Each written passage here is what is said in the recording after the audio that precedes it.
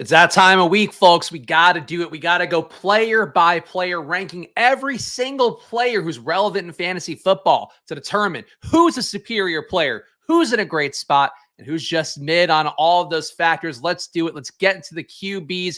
No time to waste here. As always, shout out to the chat. Shout out as always to everybody who watches live after the fact as well. Appreciate you guys. Did I say live after the fact? You can't watch live after the fact. You can watch live now. You can watch after the fact, but please do both. Why not? Have some great time here. Strap in. We're going to rank every single QB. Let's go to it. Start in alphabetical order. And of course, because it is alphabetical order, we have to do the ceremonial ranking of Aaron Rodgers every week. Of course, gets no more mid than being a guy who's injured and out for the year. So there goes Aaron Rodgers right away, ranked there. And shout out to the chat. Hello, Mr. Spags. If you are a MILF, you're always in a great spot because Zach Wilson lurks close behind. I don't know if I'd call that a great spot necessarily to be hunted down by Zach Wilson based on what we've seen so far, but we'll talk about that as we go. Bryce Young still out. I would think should be back this week. Andy Dalton looked a lot better than him, but let's roll Andy Dalton and Bryce Young into one player. So Andy Dalton looked a lot better than Bryce Young just by the sheer inertia of being average. 0.01 EPA per pass, 0.02 EPA per dropback for Andy Dalton in his stint this past week. Negative 0.12 EPA when he's being pressured. Was pressured a lot in that game, as Bryce Young has been as well. So that's not the greatest reflection. But overall, though, Andy Dalton looked a lot better. 7 deep shots in that game, which would be the highest mark in the league for Andy Dalton. Bit of a surprise given what I think we think is a pretty conservative Carolina offense. So this spot, I think, is actually a lot better for Andy Dalton than it is for Bryce Young. For Bryce, though, he's been bad enough on the years. We've talked about a negative 0.37 EPA per pass, negative 0.3 EPA per dropback. I think we're going to still keep Bryce Young here, but I got to say, if you are just going to get Andy Dalton for another week, we saw him win a Millie Maker this past week. I do think that Andy Dalton would be closer to this part of the table. Honestly, maybe closer to like right here, whereas Bryce Young so far with what he's done, I think firmly categorized closer to a mid player. I'm not going to fully bury him, but he needs to do something, needs to get back out there, needs to show us a little bit more. And I think not quite ready for prime time for what I've seen so far. Anthony Richardson, we will see the assumptions that he'll be back in practice today after concussion protocol. Hopefully he is going to be good to go. As we talked about, he's not been quite an outlier player yet, still in a great spot with all the rushing volume he's getting on the year, getting 6.5 rushes per game. A lot of those coming in the red zone as well. That bodes well for Anthony Richardson. You do want to see him get a little more downfield still, but I think in terms of a great spot, rushing QB, he still belongs right about here. Needs to get a little better, but we'll put him slightly under average. Definitely not a mid player as Bryce Young would be. Brock Purdy, where are we at with Brock? Brock Purdy, 0.2 EPA per pass, 0.2 EPA per drop back. Shout out, Carlos. I love this 7-hour stream. A labor of love here. We go as long as we have to. The job is to rank every player. Purdy, so yeah, good per pass, good per drop back. Under pressure, a negative 0.5 EPA. That is okay. He's not been great on deep balls, 2 deep shots per game at a 0.15 EPA, which is kind of surprising. He was definitely doing a little bit more last year. That's part of what I think got me really interested in him down the home stretch, was how much he was opening up downfield. Maybe it's the elbow, maybe it's a scheme, maybe it's the fact the Niners haven't been pressed too far into competition. But Purdy, I think the spot's getting a little bit worse for him. Still a superior player, though not quite as superior as he looked, I think, heading into week 3. So Brock Purdy, to me, I think got to go like right here. I feel like pretty good, still some room to grow.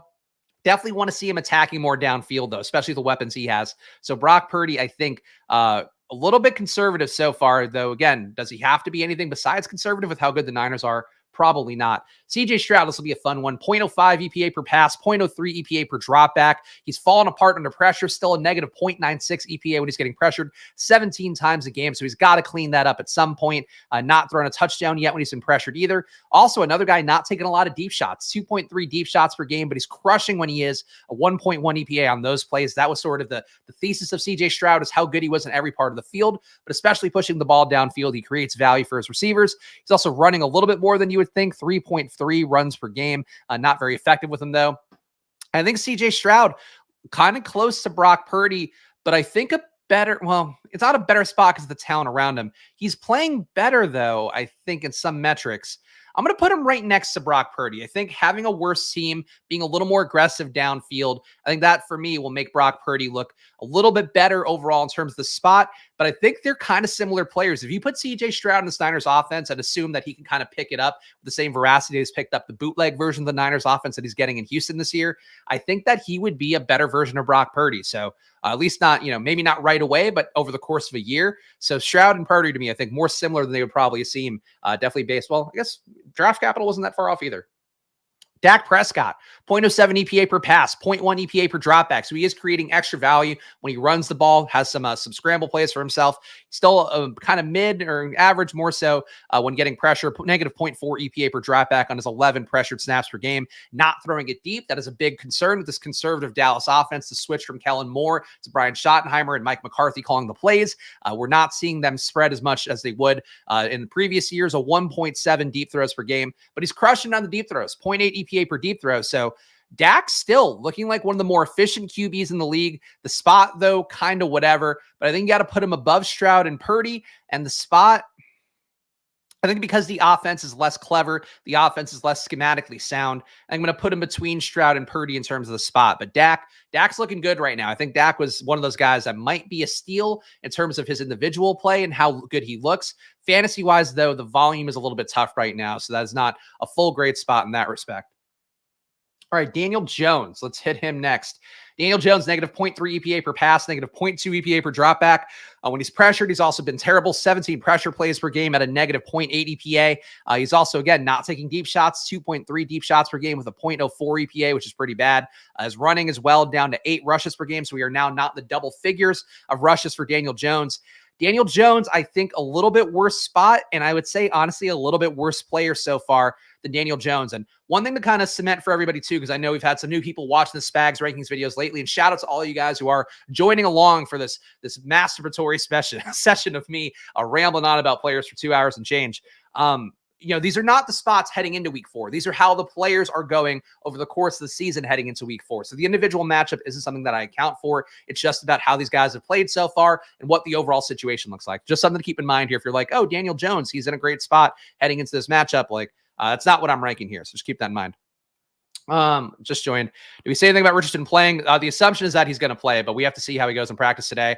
Again, he's self-reported. So this is a thing too, where I said, the concussions, I think I used quotation marks or something on a previous stream yesterday. And somebody asked oh, you said supposed concussions. Basically with the way concussion protocol works now, if you self-report, you're then getting taken to the locker room. The second you get taken to the locker room, you're now ruled out of that game. And there's now reports are out there from some of the media people. There's an informal rule for NFL teams where apparently now heading into week 2, the guy coming off a concussion, whether it's a real one or, one that he self-reported, had some symptoms, but still passed some tests, that guy is still going to be out the following week. So anybody who's been out with a concussion, you have to expect them now to be out that ensuing game as well as the one they get pulled out of. So unlikely to see Jimmy G this week. Even if he passed his test, they're not going to do that this year based on everything I've been hearing. So, and also some stuff that for Anthony Richardson in particular, heard when they were talking about it during the game. All right, keep it going. Derek Carr has the shoulder issue, so that's got to knock him down a little bit. We'll see how long he stays out with, I believe, an AC joint sprain for himself.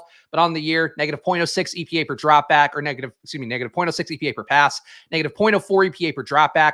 Under pressure, he's getting pressured 11 times per game, which is not that bad, but a negative 0.5 EPA on those plays. Obviously, it is going to be negative when you're getting pressured. Hard to create more value than not, but when guys do, it certainly stands out.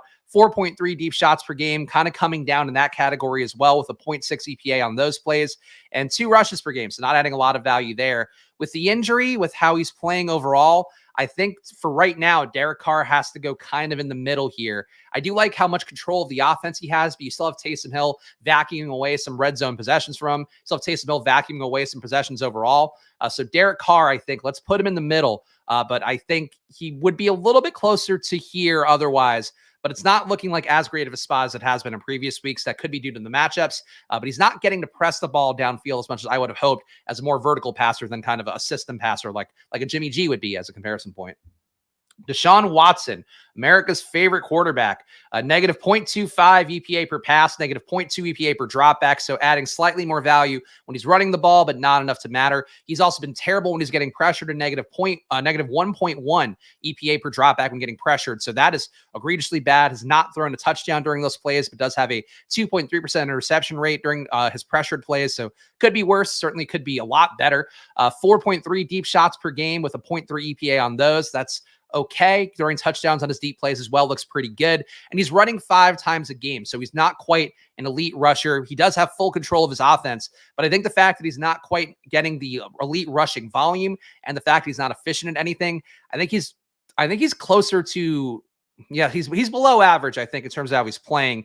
And the spot isn't even as good as Daniel Jones, I think. So let's put him right here. Kind of a better spot just because of not having Nick Chubb. Like the ball's going to flow through Deshaun Watson's hands a lot more. But I do think that he's not playing well enough to justify that. So that's why might be a better spot with a better QB. For him, though, I think the spot's not that great because he's not that great getting the opportunity that he's getting. Desmond Ridder. See what this guy's doing. Negative 0.2 EPA per dropback, negative 0.14 EPA per drop. Actually, it's per pass was the first one, negative 0.14 EPA per dropback. I need to switch these because my brain fucks that up every single time. 13 pressure dropback, same, negative 1.12 EPA per dropback when getting pressured as well. So that's not good for Desmond Ridder. He is throwing the ball downfield 3 times a game. Of course, downfield being 20 air yards or more. He's got a 1.1 EPA on those plays, so better than Deshaun in that category. He's running 4.3 times per game, including 1 red zone rush per game. I think he's just kind of exactly the same as Deshaun Watson. Maybe a slightly better team, a little better coach, a little better play calling there. So I'll put him a little bit in better spot and a little bit of a better player than Deshaun right now. I think there's more volatility for Deshaun to move up just if he is actually competent with the volume and the work he's getting. He can move into this tier. Desmond Ridder, though, I think will just hover around here. And if he runs a little bit more, maybe he gets closer to Daniel Jones. But besides that, it's really just you're relying on this team being really efficient. And for Desmond Ridder, I don't expect a lot of efficiency to come his way. Gardner Minshew is not on the board here, so we'll skip over him. Minshew, though, for what it's worth, negative 0.07 EPA per pass, negative 0.08 EPA per dropback. It's been solid when he's getting pressured with just a negative 0.3 EPA. Not running the ball very much, obviously, not throwing the ball downfield very much. He's just a fill-in QB, and I know there are people out there who've been like, why is Minshew not starting? He's won 2 games. It's about what this guy opens up for the entire offense, where Minshew is just keeping things, as we say a lot here, keeping things running on time. He's keeping the schedule going, whereas Anthony Richardson, what he's doing out there, it's potential explosive plays, it's potential downfield plays, it's the running, it's the whole thing. It's just a much more fulfilling, a much more versatile offense. And I think that's why Minshew, like, you can't expect him to start, but he is a great guy to have as a number 2, and clearly the Colts, winning some games with them on his back. Let's see. Ridder around Watson feels wrong simply because of the volume on offense, especially now without Chubb, but they both real life stink. Seems like a wild take.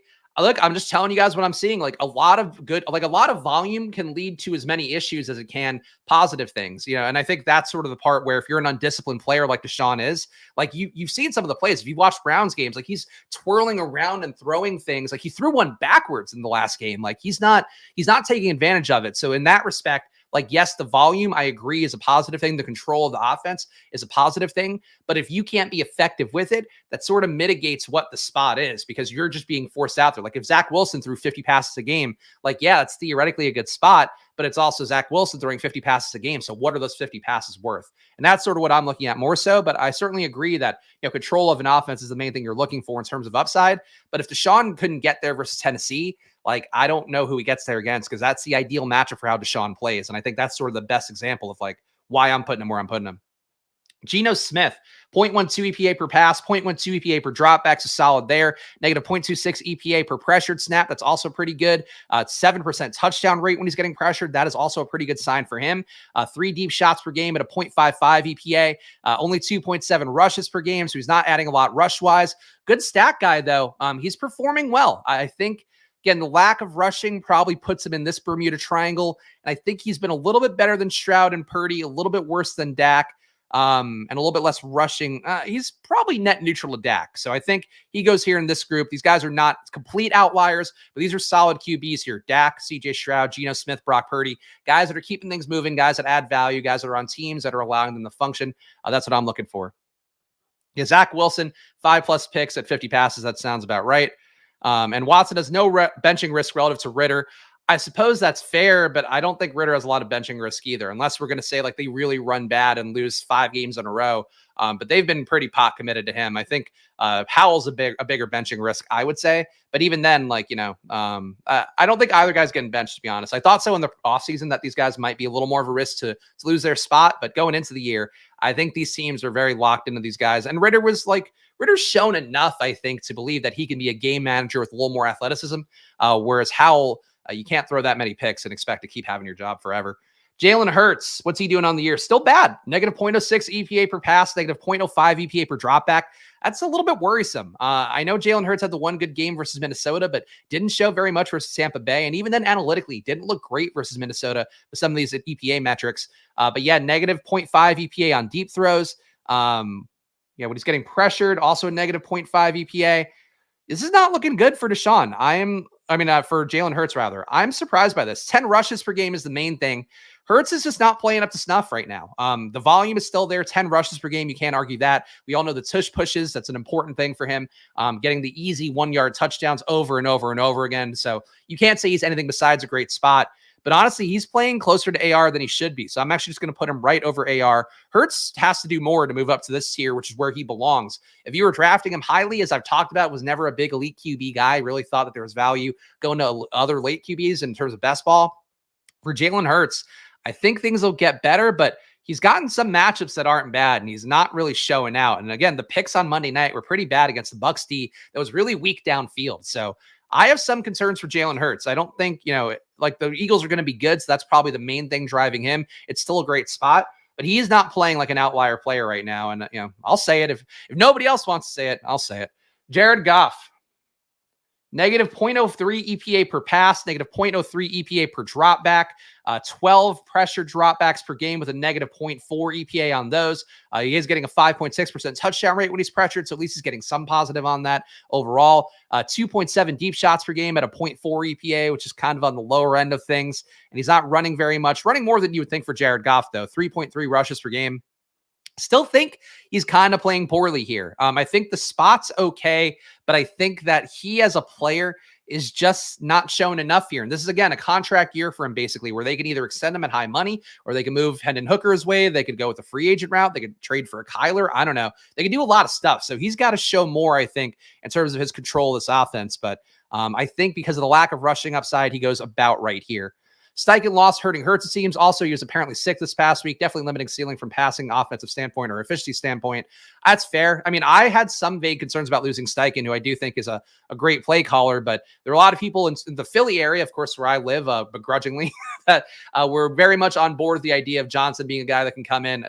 Brian Johnson's their coach, not Ben Johnson is the Lions coach. But he's the one that, he's part of the system. They thought they wouldn't lose a whole lot. I think you could tell from how they're playing so far that clearly there's been a little bit of loss overall, but it should get better as it goes. But how much better is it going to get? Is it going to get to the highs of last year with, I think, one of the better play callers in the league in Steichen? I don't think so. But I think he should still, over the course of a year, get to around here. But for right now, he's not showing a lot. Jimmy Garoppolo, of course, concussed this week, so that does hurt the overall spot. His efficiency, though, is fallen off a little bit, negative 0.05 EPA per pass, negative 0.04 EPA per dropback. When he's pressured, that's also getting worse, down to a negative 0.7 on 11 pressured snaps per game. He has thrown the ball deep 3 times per game with a negative 0.08 EPA. This is honestly it's not looking great for Jimmy. 4 rushes. Obviously, he's not doing a whole lot with those rushes either. Jimmy G, I think the spot's still okay because you do have Devontae Adams, and he put up, I think, 25 fantasy points this past weekend just because of Devontae Adams having a good game. So I think that makes it better. The lack of rushing upside and the lack of skill, though, I think we have to put him behind Goff. And honestly, with how he's playing, he's getting less efficient by the week, which is a bad sign. You don't want a guy to start with really high EPA numbers and then have them trickle down week by week. So I think that Jimmy trending the wrong way. Jimmy, I think, trending towards down here. But the spot's not ever going to get worse than average because if you're throwing Devontae Adams again, it's all about the stacking. It's all about what your correlated players can do. And Devontae's shown a ceiling. Jacoby Myers has shown a ceiling. I still believe that Michael Mayer's going to have a ceiling at some point. Josh Jacobs might still have some pass game ceiling that could correlate to Jimmy G. So there's a lot of outs for him still, but with concussion and all that, it's not looking great for him to keep it rolling. And honestly, there's a chance he could lose the job, I guess. It's not the most likely thing. But if Brian Hoyer, let's say, starts next week and then gets hurt or looks really bad, they bring in Aiden O'Connell. People like Aiden O'Connell a lot. Another preseason hero, and we've seen what preseason heroes do in the regular season so far this year. But there's some risk right now for Jimmy G that could make the spot a little bit worse. Jimmy don't know. And AJB got force-fed for crying like a baby when they were winning in a game. He did get force-fed a little bit more in that game, though he was also open, so hard to argue. But they definitely, the squeaky wheel narrative in that last game for Philadelphia was fully in play. Joe Burrow, another one here that we're going to have to bury. Negative 0.2 EPA per pass, negative 0.2 EPA per dropback.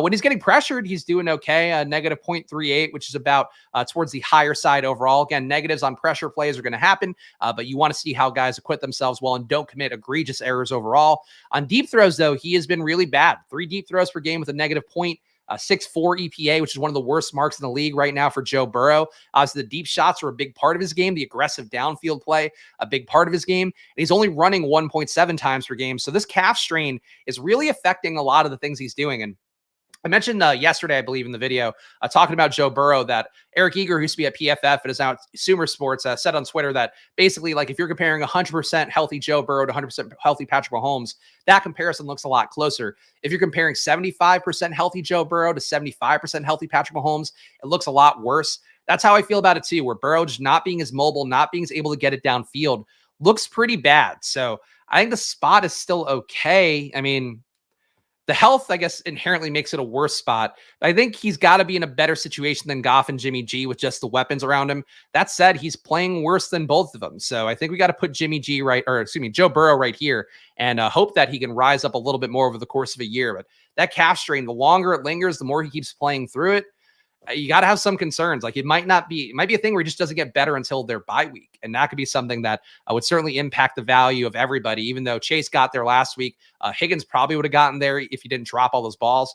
So the offense can still work, but Burrow himself is probably not going to have the explosive upside that he previously had. Jordan Love, this should be one that'll make me happy. 0.07 EPA per pass, 0.12 EPA per dropback. He's only getting pressured 6.7 times per game. When he's getting pressured, though, he is getting fucking obliterated. Negative 1.2 EPA on those plays. He's not throwing picks on them, but he is getting, he's got a 36% catchable ball rate when he's getting pressured, a 9% completion rate. So you really want to keep this guy clean with Jordan Love. Taking 5 deep shots per game with a negative 0.18 EPA. Christian Watson returning should help that out a lot, but the volume is still really good for that front. So the pressure and his falling apart under pressure is not good. So he can't be in this range fully. But I think that his overall play puts him definitely above average. So let's put him right here. I think the willingness to throw downfield is a key part of things. Getting your top alpha receiver back should be also a thing that helps out quite a bit. And then also the fact that he's running a little bit more than some of these guys makes him look good. But the pressure stuff, like, he's going to probably have a really bad game against a team that blitzes heavy or a team that just gets good front four pressure. So something bad is coming for Jordan Love. But right now, it's hard to argue. 20 fantasy points a game and half-point PPR definitely looks pretty good. All right. Keep it going. Of course, got to make good time here. One of these videos, we're going to make good time, whatever that may entail. Josh Allen up to a 0.07 EPA per pass, a 0.12 EPA per dropback. On pressure plays, he's actually pretty good. Negative 0.15 EPA per pressure plays with a 9% touchdown rate when getting pressured. Not throwing downfield as much, though. So that's probably why he's not performing as well fantasy-wise. 3 dropbacks where he's throwing 20-plus yards per game, or 3 targets, rather. So that's not that great. He's still running pretty well, but not running with as much volume. 4 rushes per game at a 0.6 EPA. So Allen just not the same dude. If he's not going to have as much rushing upside, not as much deep ball upside, that does sort of change the equation for Josh Allen, but he's playing well in every situation. So I think the spot, because he does run more than Purdy, he has to be a little bit better spot than Purdy, but not throwing downfield as much. I think he pretty much overlaps Purdy. So let's put him right here, but he's not quite in this spot situation of a Hurts and Anthony Richardson, which I think sort of inherently hurts the value of Allen, as they've been using James Cook a little more in the check down game and just maybe want to keep him healthy more. So Allen running less, you don't want to see that. Justin Fields. What is Justin Fields doing? Negative 0.48 EPA per pass. Not surprising there. Negative 0.4 EPA per dropback. When he's getting pressured, he is also egregiously bad. Negative 1.14 EPA on those plays and a 2.3% interception rate. He's throwing deep throws. He's throwing 4.3 of them a game with a 0.26 EPA. So not that great there either. Running 8 times per game. Not very effective with those either, at a negative 0.06 EPA. So Fields is really getting everything that he could ask for in terms of usage. He's just not very good with it. With how he played last year, I expect a little more positive regression from him than I do Deshaun. Like, Deshaun just might be on the tail end of his peak, whereas Fields is theoretically not even close to his peak yet. So I think for Fields, we still have to put him around here. I would say he's pretty much like right next to Daniel Jones, maybe a little better spot because teams are equally committed to them, I guess, but with the money spent on Daniel Jones, probably a little more commitment for Jones's way. So let's put them pretty much even, with Fields being a little bit worse, but a slightly better spot. I think that feels about right to me. Very similar players, though, right now, Daniel Jones and Justin Fields, which you don't want to hear if you drafted Justin Fields in the 3rd or 4th round. Not going to feel that great. Never thought about the comparison. Yeah. 75% Mahomes is great. I mean, that's really the thing at QB. It's kind of like being a pitcher in baseball for anybody that played MLB DFS, where every MLB pitcher is going to have some bad days. It's more about how they handle those bad days than they do the good days. And obviously you want high strikeout rate guys in baseball, but for football too, with how many injuries there are, like we have seen it this year as much as any early on. You just want guys that can sort of be functional through an injury if they're going to play through it, or you want a backup that can come in like a Gardner Minshew and really pick up the weight. And I think Mahomes, we saw in the Super Bowl, like he's still great no matter how banged up he is, no matter how limpy and gimpy he is. Justin Herbert, this should be a positive one for him. 0.2 EPA per pass. Honestly, would have thought it'd be a little better. 0.16 EPA per drop back, 10 pressure dropbacks per game with a solid negative 0.3 EPA on those plays. 10% touchdown rate when getting pressured, though, which looks like highest mark in the league besides one QB he will get to. 5 deep throws per game with a 0.7 EPA. That also looks pretty good. Still not running as much as Dak did in the Kellen Moore offense. Only 2.7 rushes per game for Justin Herbert. But I think he's right now looking around here. The lack of rushing upside can't put him past Josh Allen. But I think he's playing a little better than Josh Allen, a little more efficient than Josh Allen. So let's put him right here. Oh, okay. James's takes are in. There we go. Good to know. We'll get to all the guys. James, we'll see if I agree or not if you hang on. Keenan Allen, we don't need to rank, though. Keenan Allen does have a 3.4 EPA per pass on his one pass that he completed. Kenny Pickett. Oh, here we go. Now we could finally put somebody over here, unfortunately. Kenny Pickett, negative 0.26 EPA per pass, negative 0.24 EPA per dropback. Negative 0.4 EPA when pressured is honestly better than I would have thought for Kenny Pickett with how poorly he's played, so that bodes well. 2 deep throws per game for Kenny Pickett at a negative 0.7 EPA. This offense, man, is just not helping out Kenny Pickett. In college, the main way that Kenny Pickett created value, both for himself and Jordan Addison in particular, it was all downfield stuff, and they're just not using him that way. And it sucks because in the preseason, he was getting pretty good usage, chucking it downfield while using play action to set that up. And it seems like that's not been the way they're using him during the regular season, which is baffling. But Pickett, I think, as a result of all this, kind of a bad spot. The player, he's getting a little bit less ugly overall, but I think this is like Bryce Young-y. I think he's a little better than Bryce Young still, but you don't need to make that case. I might be wrong about that. It might be personal bias. I'm going to put Pickett as pretty much even with Bryce Young. They won't go all the way down here. This might be the Trevor Lawrence zone coming up a little bit. But Kenny Pickett, Bryce Young, 2 guys definitely underperforming. And Kenny Pickett, it does feel like a mix of the scheme failing him as well as his own talent not being there enough in the whatever he's being asked to do. Kirk Cousins, surprising, negative 0.01 EPA per pass, negative 0.04 EPA per dropback, negative 0.7 EPA when he's getting pressured. Does have a 9.8% touchdown rate, though, so very boom bust if you are seeing pressure for Kirk Cousins. So something to keep in mind there. If he does face a high blitz rate team, a high pressure team, you could see Kirk Cousins perhaps have a little more volatility there, both for the positive and for the negative. Taking 4 deep shots per game with a 0.9 EPA on those plays, that bodes pretty well. 4 deep shots per game would put him above average a little bit there. Only 1 rush per game. He's not very efficient with it because he's Kirk Cousins. So Kirk, I think, regressing a little bit. I think in previous weeks he was closer to here in terms of what he's doing right now. He's got similar flaws to a Jordan Love, but a little better under pressure, less rushing upside. I think he's in a better spot than CJ Stroud. He's kind of the rich man's Jimmy Garoppolo, where he's being carried by not just Justin Jefferson, as Jimmy's got Devontae Adams. He's being carried by Jefferson, Hawkinson, Addison. KJ Osborne can still break big plays. So that's making it a better spot. But the lack of rushing upside, the fact he's getting less efficient, those are not good signs for Kirk. And there is also just the chance that the Vikings probably should tank. They should. They're 0-3 now. They are a team that certainly should be more competitive based on what they're doing in terms of the team movements, what they've done in the offseason. But they were lucky last year, really ran hot. The Pythagorean wins for them looked really bad. The DVOA stuff looked really bad for them last year when they were winning all those games. So they could be a team that really hits the skids fast. And if that's the case, maybe Kirk gets traded. There's still a vague chance of that. I don't think it's the most likely, but more likely I think would be that you pull him at the end of the year and you just let the season run out. So I don't know. I don't think it's the most likely thing necessarily, but definitely a chance of that happening. So that also makes Kirk a slightly worse spot than it would be just based off of how he's playing. Lamar, actually, no, Kyler Murray. We'll rank, let's rank Josh Dobbs as Kyler Murray. Still don't have a Josh Dobbs graphic here. Josh Dobbs on the year, wow. Positive EPA per pass for Josh Dobbs, 0.02 EPA per pass, 0.03 EPA per dropback for Josh Dobbs. So he's performing better than average. Negative 0.25 EPA when being pressured. I would really think this is because of the coaching. So Drew Petzing, the offensive coordinator there, probably deserves some flowers. 2.3 deep shots per game with a positive EPA, 0.4. It's not a great EPA, but it is a positive EPA. And 4 rushes per game with a 0.1 EPA on that. So Kyler Murray as our proxy for Josh Dobbs. He's playing better and he's running a little bit. So he's kind of a better version. I know you guys didn't like my Deshaun take. He's playing like a better version of Deshaun right now, a little bit less volume, I guess. So let's move him slightly behind in terms of the spot. But Josh Dobbs, Kyler Murray as Josh Dobbs, playing pretty well, I think, overall.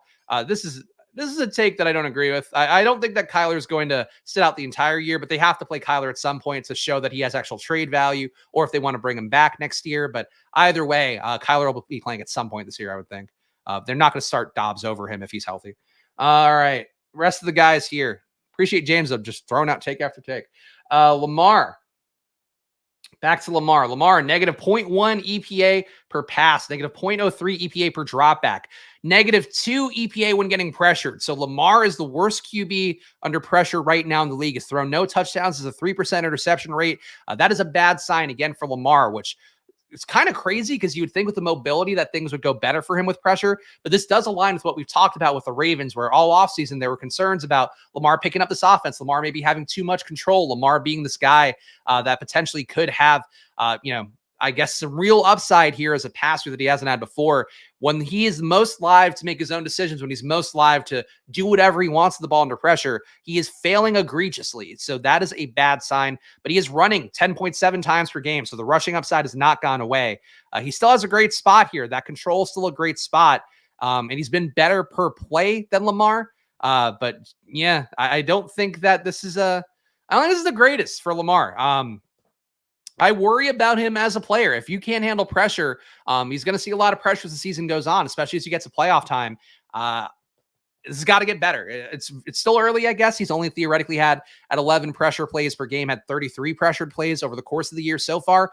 But to have a negative 2 EPA on those plays as like a former MVP quarterback, that is a serious red flag. So something to watch with Lamar, and one that I'll keep an eye on here, and we'll update as we go, of course, every week here, ranking every player on Wednesdays. Mac Jones, 45 dropbacks per game at a negative 0.2 EPA per pass, negative 0.15 EPA per dropback. When he's pressured, he's got a negative 0.37 EPA. That's fine. 4% touchdown rate. It's all good.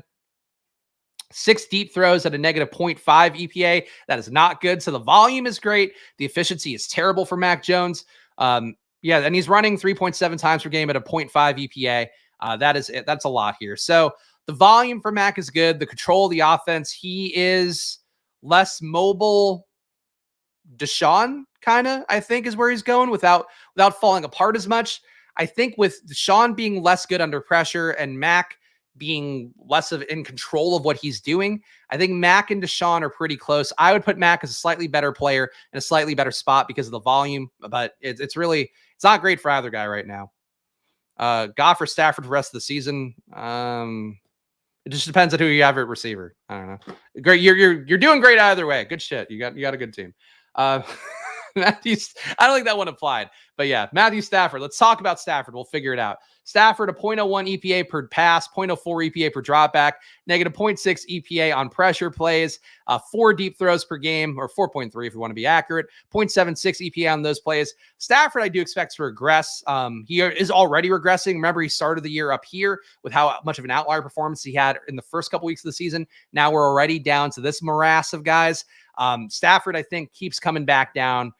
I just don't love it. I didn't love what I saw on Monday night from Stafford. Really thought that he couldn't handle pressure at all in terms of how just picking it up. And when he got hit really hard and looked very vulnerable when getting hit, as you might expect from a guy with a history of spinal issues.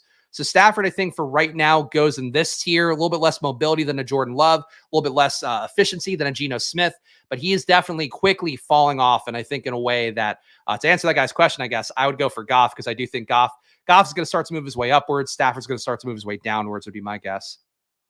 Patrick Mahomes, here's the one everybody wants to see, I'm sure.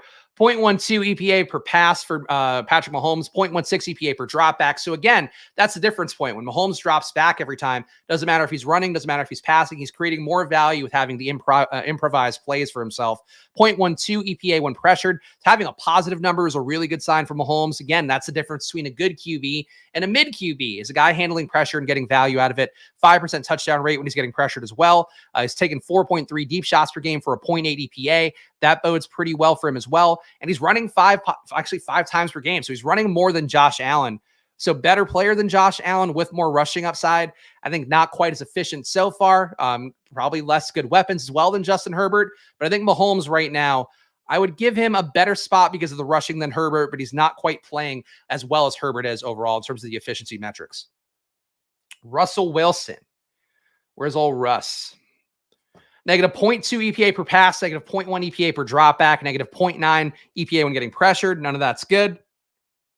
Is starting to touchdown at 6.5% of his pressured dropbacks.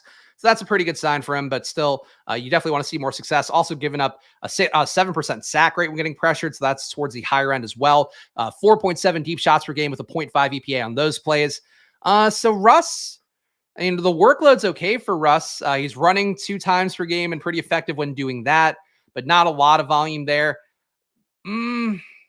Mac Jonesy is how I'm feeling about Russ. I think he's in this exact tier here. Russ, Deshaun, Desmond Ridder. Like, Russ is okay. I think he'll have some good games. He'll have some bad games. But Russ definitely not a guy that I'm planting a flag for as being great by any stretch. Let's see. Ryan Tannehill. Oh, this should be one of the worst ones here. Negative 0.3 EPA per pass, negative 0.25 EPA per drop back, negative 1.6 EPA when getting pressured. Thankfully for him, only getting pressured 13 times a game, which is towards the lower end of things. 4.3 deep shots per game with just a barely positive 0.2 EPA. And he's running 1 time per game. So we are saying a bad spot and a bad player. I don't think he deserves to be all the way down here, but he deserves to be about right here. Tannehill, the situation, I don't know how it gets better for him. It feels like they should probably go to Levis at some point this year. So Ryan Tannehill goes down there, mid player, mid spot, not worth your effort, not worth your time, and still a DFS play that I would play because he's got good pass catchers around him. But these are really bad numbers for him, and maybe you could make the case that he's just due for positive regression to get closer to average because Tannehill is kind of an average quarterback historically. But it looks so bad right now that I wouldn't advocate for it necessarily. Sam Howell. Sam Howell should be another bad one. Negative 0.38 EPA per pass, negative 0.27 EPA per dropback, negative 1.6 EPA when getting pressured. That is pretty bad. He also has an 8% interception rate when getting pressured. That is incredibly bad. That is incredibly. The chat, you guys are. You guys are on one today. 2.6 EPA on deep throws for Sam Howell, but he's only allowed to try 1.3 of them a game. So the spot's looking bad. I do think he can be better. Like, I don't think he's the dirt worst, but he's about as bad as we've seen so far. So Sam Howell goes bottom left, mid player in a not great spot. It's not looking good here for old Sam Howell. Trevor Lawrence. Can he out-awful Sam Howell? Negative 0.2 EPA per pass, negative 0.26 EPA per dropback. That is a bad sign for Trevor Lawrence because basically Trevor Lawrence is a guy that's more mobile, a guy that's a big body guy, a guy that can improvise, or at least historically can do that. Trevor Lawrence basically is not doing that at all this year. So that is inherently not a good thing for him. And having a worse EPA per dropback than EPA per pass numbers, that really reflects that meaningfully for a guy like Trevor Lawrence. He also, when he's getting pressured, is a negative 1 EPA overall. That's not good. And a 5% interception rate. So borderline Howell-like in that one. Only 3.3 deep shots per game for a 0.7 EPA. At least he's getting some. He's getting 5 rushes per game. Lawrence, I think because of the rushing game, doesn't have to go all the way down here. But he is not playing well. He's definitely playing poorly, and he's getting pressured and playing poorly with that. I think the rushing upside puts him in this Deshaun tier. But yeah, he's mid. He's, I think, the worst. Relative to expectation, I would put him lower than Sam Howell. I think he is playing the most poorly of any QB. So that's definitely what's guys. I'll let EPA break your. He's not playing good. He's not playing good at all. He's playing actively bad. They've looked terrible in every game. That is a take from a guy who has way too much drafted Trevor Lawrence. It's not accurate at all. EPA does matter because EPA catches up with you. Like, that's the thing, that if guys have great performances, but the EPA numbers are bad, like, that is a reflection that things are going to start to crater at points later in the year. So that's just a bad take. Sorry, Tommy. I love you, bud, but yeah, that's one of the worst takes. And James has been doling them out left and right. Tua, let's do it. Okay, Tua, of course, I think going to be no surprise here, our apex predator at the position. And of course, every time here, when we go through position by position, there's only one apex predator. That's the guy that's the best superior player. It's the guy that's the greatest spot. That is the SPAGS player here. the alpha, the omega, all the stuff together. Tua, 0.5 EPA per pass, 0.4 EPA per dropback, 0.34 EPA when pressured. That is incredibly good. He's handling pressure well. 4% interception rate, but still has, when getting pressured, but he still has a 0.34 EPA during pressured plays. So that actually bodes really well for Tua, that he has thrown more than league average picks when getting pressured, but he is still getting positive results overall. 4.7 deep shots per game for a 0.5 EPA. That actually, again, still could get higher. So I would make the case there actually is positive regression due for Tua, which I know is pretty crazy. And three rushes per game does nothing with those. So the rushing upside is maybe the one ding you can make for Tua, but he's the best player right now. Not as great of a spot because of the lack of rushing upside as guys like Lamar, Jalen Hurts, Anthony Richardson, but he's your apex predator. He's just too good at QB. That's all that matters. Love you too, Spags. Just really dislike EPA for QBs. I don't know why you would. It's the most important stat for every player because it basically says, on average, every play gets you about 8 yards if you're keeping up with what your expected points are. If you're not hitting that 8 yards, you're throwing the entire feng shui of the team off, whether you're a QB, whether you're a running back, whether you're a wide receiver. Running backs are inherently going to throw off the feng shui of that because they're not going to get you 8 yards per carry. But still, when guys are then a positive EPA player like Nick Chubb was, that means they're great. So this is what the metric is for. It's to tell you who's great and who's not. That's why we do it here. All right. Next one up. And of course, let me pull up the window here for our running backs. We'll do them next. But before we get into that, guys, is a labor of love as always. Please subscribe down below. There's nobody else in the industry who will sit here for you with 2 hours and change, going over the numbers for every single player, talking about them obsessively like I do, debating with you, taking all your chats, taking people who come into every YouTube stream and ask for either or questions. So please hit that like button, subscribe to the channel. Come here on the March to 3K on Splash Play, where we grind Monday to Friday, 11 a.m. every single day. All right, let's sort this out. Let's get some running backs in the mix. We'll go alphabetically again. Let me sort by name. One day I'll do this before the stream starts. Of course, that day is not today. And let's make sure I'm only getting running backs in. All right, running backs. Swiggle water for the working man, to quote the great Stone Cold Steve Austin's podcast that no longer exists. Oh, I don't even have the cap off. That's where my brain is at today. All right, first running back up. Aaron Jones. Aaron Jones on the year. Hopefully he'll be back this week. 0.27 EPA per rush, 1.4 EPA per pass. He's looked pretty good. Getting 4 targets per game, 15 rushes, high volume as well. Maybe with the hamstring that comes down a little bit. But again, he's been great. So I still think with the hamstring issue, whatever. But I would put him right here. In terms of a running back's efficiency, you can't ask for a more efficient running back than Aaron Jones has been so far. So that is why Aaron Jones goes there. Shout out to him. Let's see. I had EPA for QBs because if T-Law was on the Niners and Purdy was on the Jaguars, EPAs would be wildly different than they are now. That doesn't matter. That doesn't like, it's about what you do with the hand that you're dealt in every situation. It's about what you're doing with the team that's around you. So yes, like if it's players on a god-awful team, that can happen. But also we've seen players, we ranked some players that had high EPAs on bad teams. Jordan Love is doing pretty well. That team's not incredibly talented either. So I just think you want to be a QB defender, I think, and you shouldn't be. You should treat these guys agnostically. Don't just stand for guys because you like them or you have a lot of them. I think it's the one thing I would say. And of course, I stand for my guys too, but I do it because there's a reason. Anthony Richardson, I think, is fucking fantastic, but I didn't put him as a superior player because he's not yet. And Trevor Lawrence is absolutely not a superior player from what he's done so far this year. AJ Dillon. Negative 0.2 EPA per rush, 0.3 EPA per pass. So he's pretty inefficient in the run game, but most running backs are. Is getting 13 rushes per game, 1.3 targets per game. The usage is okay. Red zone work. 1.7 red zone rushes per game, 0.7 inside the 5-yard line. It's okay workload. Feels like the workload won't be quite as good as Aaron Jones, but he is sort of a worse version of Aaron Jones, a more average version of Aaron Jones. So I'd put him right here. The spot's basically the same. I do think the workload going to be pretty close to a 50-50 timeshare. Jones maybe more of a 60-40. AJ Dillon, yeah, he does run like he's 400 pounds. He runs like a less mobile Eddie Lacy. If we want to go to historical references, where Eddie Lacy moved like a fucking dancing bear at a circus, and AJ Dillon moves like a slow version of a dancing bear at a circus, with honestly just less swerve to him, less wiggle. It's very frustrating to watch AJ Dillon play, but the workload's there, so that's the part you got to kind of take to heart.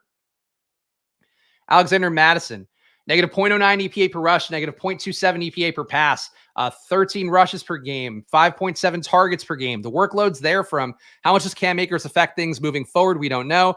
He's not been great, though, so I think he goes a little bit. He's basically Dillon's tier, but Dillon's better in the pass game, so let's put Dillon above him. Better spot for Mattison. So let's put this here. I think this is sort of contingent upon what Cam Akers is going to do. I have to imagine Cam Akers takes away some amount of the rushes overall, but it does feel like the team has been pretty pot committed to Alexander Mattison so far. I think Chandler's looked better on some plays. Obviously, it's small sample size stuff, but does look more explosive on some plays than Mattison. Yet they keep trotting Mattison out there. He fumbles, he drops passes. They keep trotting him out there. I don't know. At a certain point, it feels like that has to end. But I do think Mattison for right now, still a pretty good spot, still a pretty good, pretty capable player, I guess, if not a good player. Definitely wouldn't say he's a good player. And we can start getting the guy down in the bottom left early on here. Antonio Gibson, negative 0.7. This is really bad. Negative 0.7 EPA per rush, negative 0.9 EPA per pass. He's getting 31 snaps per game and getting 5.3 intended touches. So a bad workload, bad player. Antonio Gibson remains the king of being down to the bottom left, the most mid as mid could be. Don't smoke the Antonio Gibson pack. It'll lead to bad times. He is playing as poorly as anybody. And if you drafted him above Brian Robinson, you should feel bad about yourself. And you've embarrassed your family and the show. Austin Eckler, 0.34 EPA per rush, 0.3 EPA per pass, looking great. 21 intended touches per game on 41 snaps. He's basically getting fed the ball half the time he's on the field. Can't argue that. 5 red zone rushes per game, 4 inside the 5-yard line. That all bodes well as well.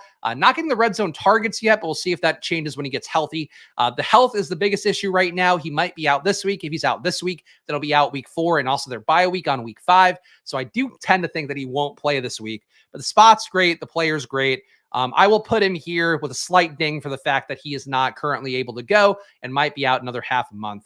Shout out our guy Bindle. Shout out the chat as always. GM, smash that like. Yes, please smash the like button here. This is again, it's a labor of love. I would do this content if nobody are watching, if everybody watching, doesn't matter. But that's the fact that that is the case, right? That deserves a like inherently. So please hit that like button.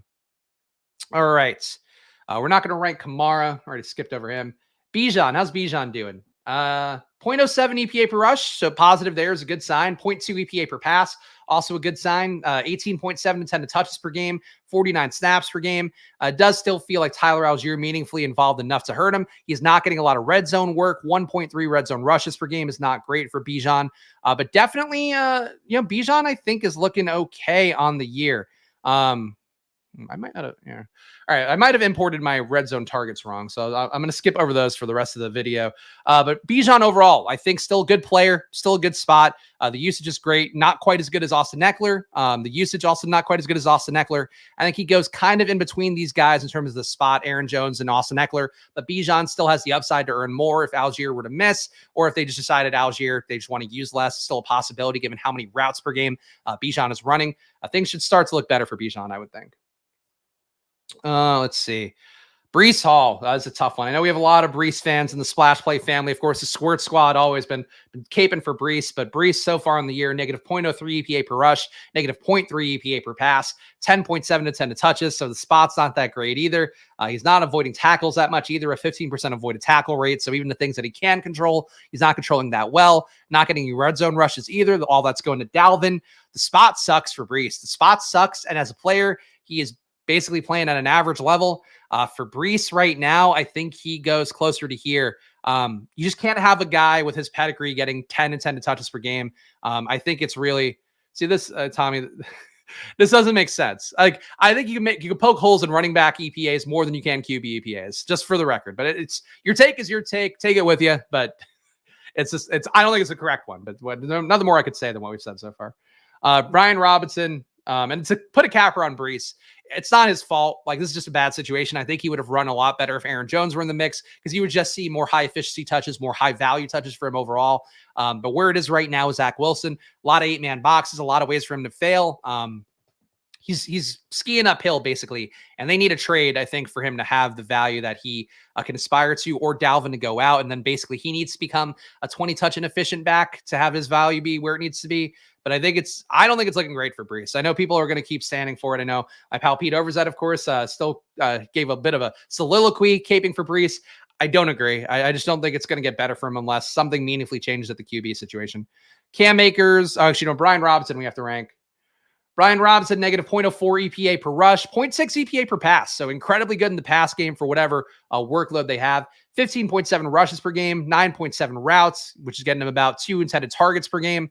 So Brian Robinson's workload's pretty good. 17 and a half touches. Can't argue that. He's not great. Like, I think he's better than Dillon, better than Madison, certainly not Bijan tier.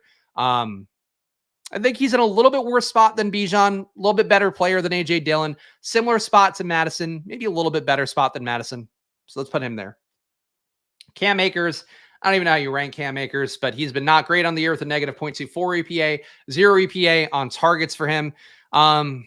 I mean, what's the workload going to be for him? You can't imagine it's going to be that great. He feels like a worse version of Breece Hall, I think, with what the workload's going to be, which I know, again, I'm sorry. I know we have so many Breece Hall fans, and I was not the biggest one of them in the offseason, even though the talent is there. I certainly am envious of the talent that we saw in week 1.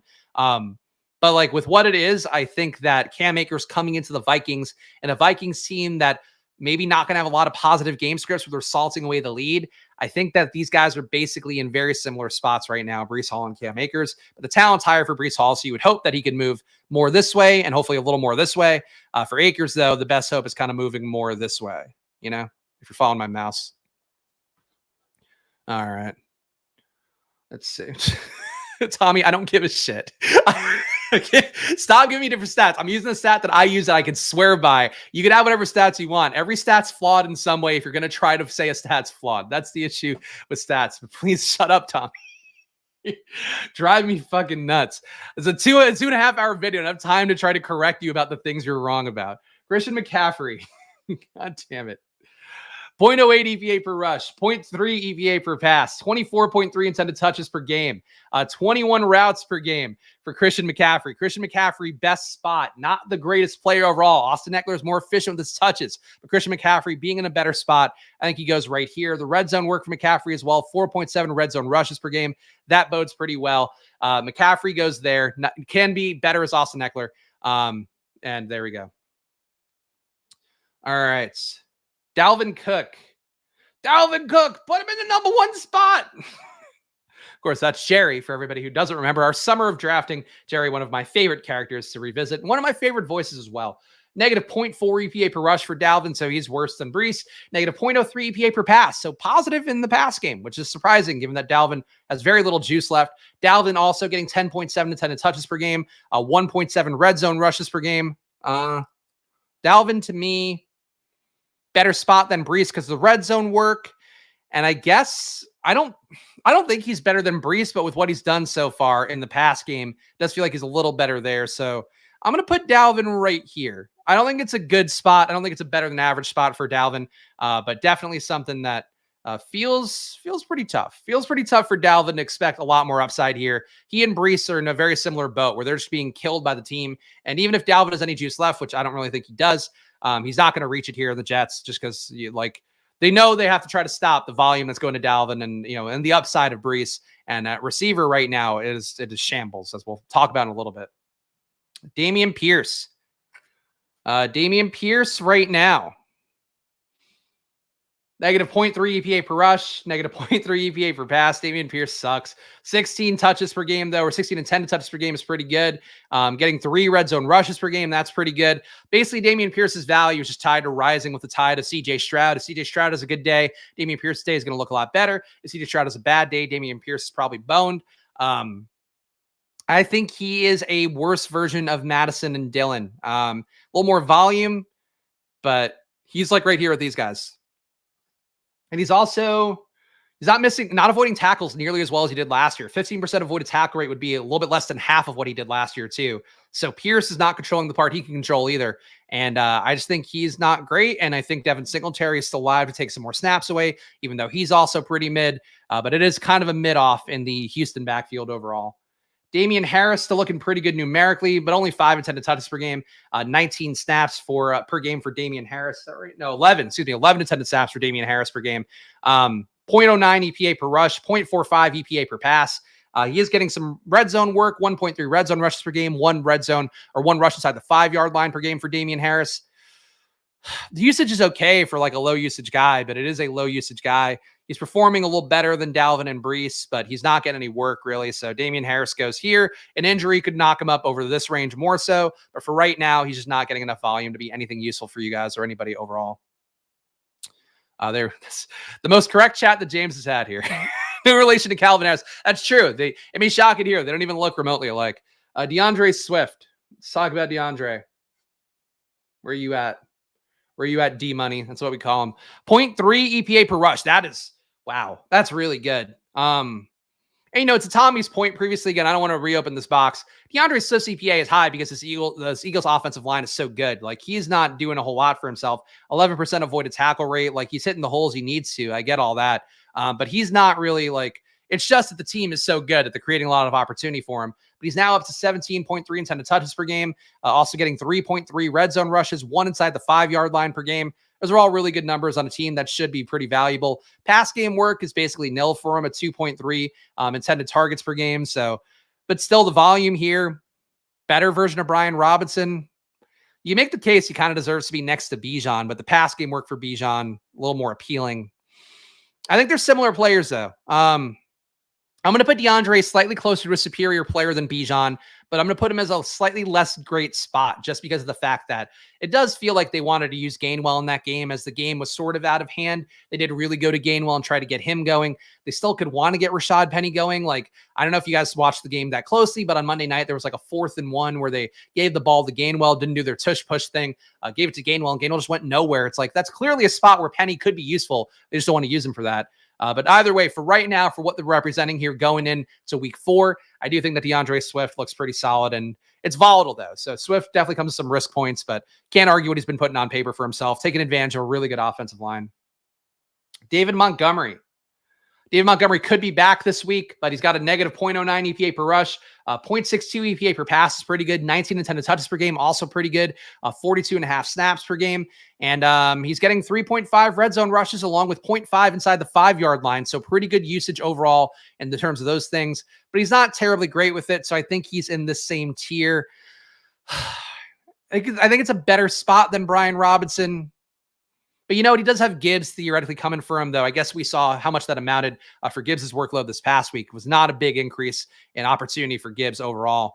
I think I'd put Montgomery right here. He's not as good as Swift, but kind of a similar situation. Better than Brian Robinson, kind of a similar situation. I think that makes sense for him to go there. If I could reach through my screen right now, Tommy, and just fucking tune you up a little bit, just because you like a guy doesn't mean the stat doesn't matter. I'm sorry I have to yell, but it does. That's the whole fucking thing. Their stats, their data points, their reflections about how the guys played on the field. They're agnostic. They don't care. You fucking care too much. Jesus. Fuck. You know what, Tommy? Take a fucking lap. Take a fucking 5-minute lap. Christ. Oh, Derrick Henry.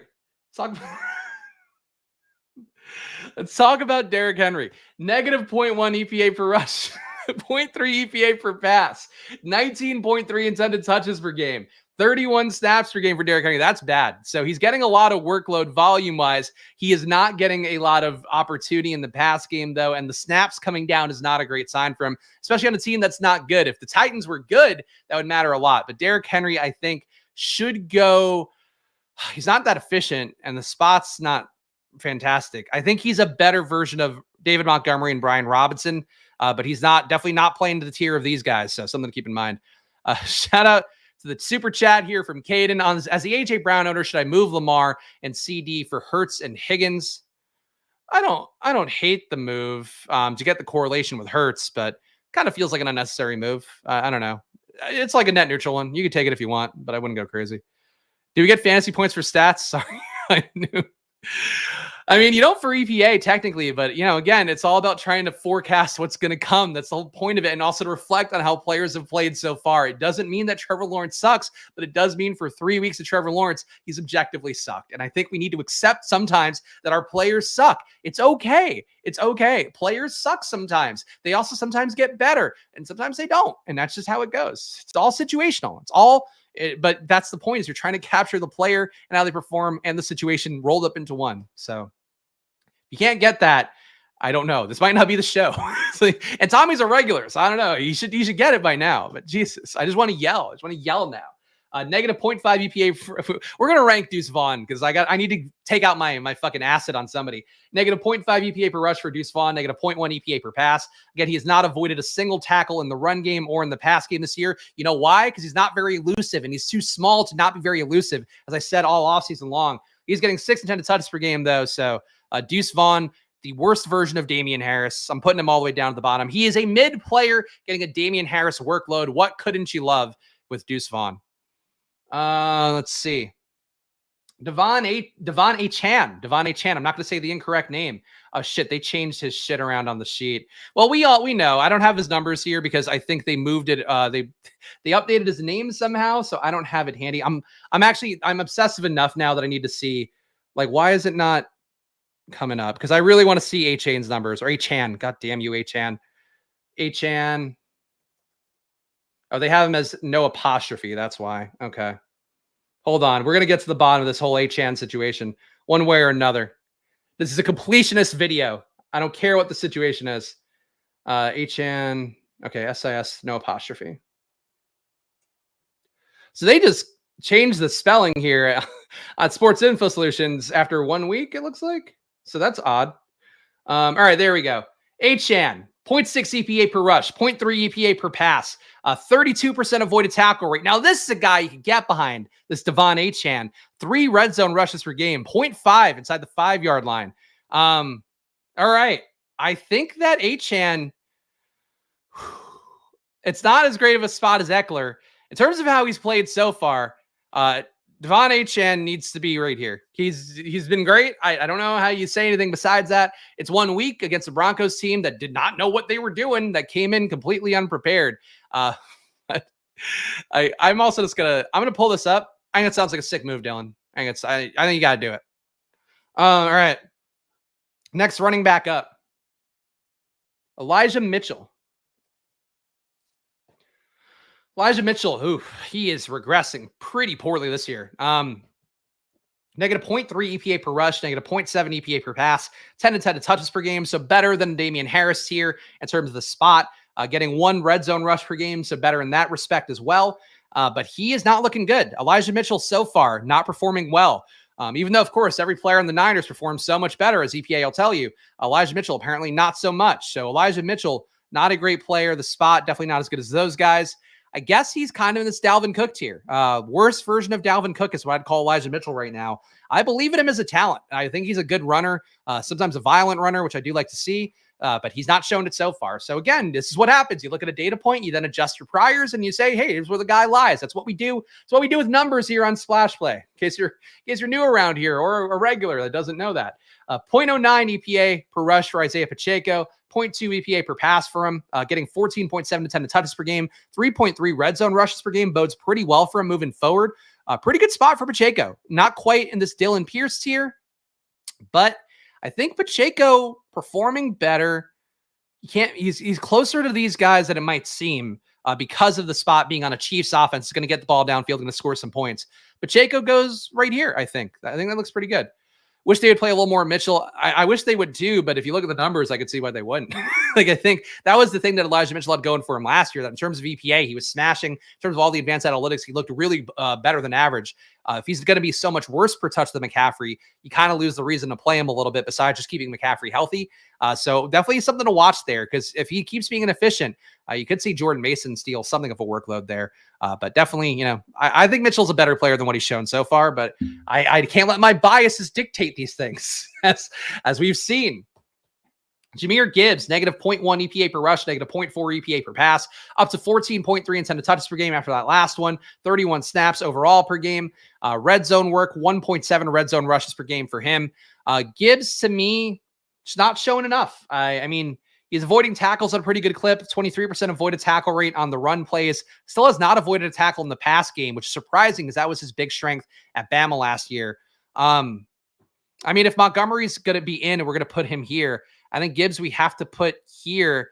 And I kind of think with what he's done so far, and I know like I don't believe this overall, like as a talent, he's kind of been a version of AJ Dillon. Like they're not the same player at all. He's just not doing a whole lot with what he's getting. And he's not, he looks a little more explosive to the eye test, but if it doesn't actually add value on the field, kind of doesn't matter what he looks like eye test wise until it does. But for right now, I think Gibbs, worse spot than Dillon, worse spot than Madison, better player than Madison and Pierce, but just the workload's not there enough, and he frankly hasn't taken advantage. He had an opportunity to put it down this past week and did not do that enough.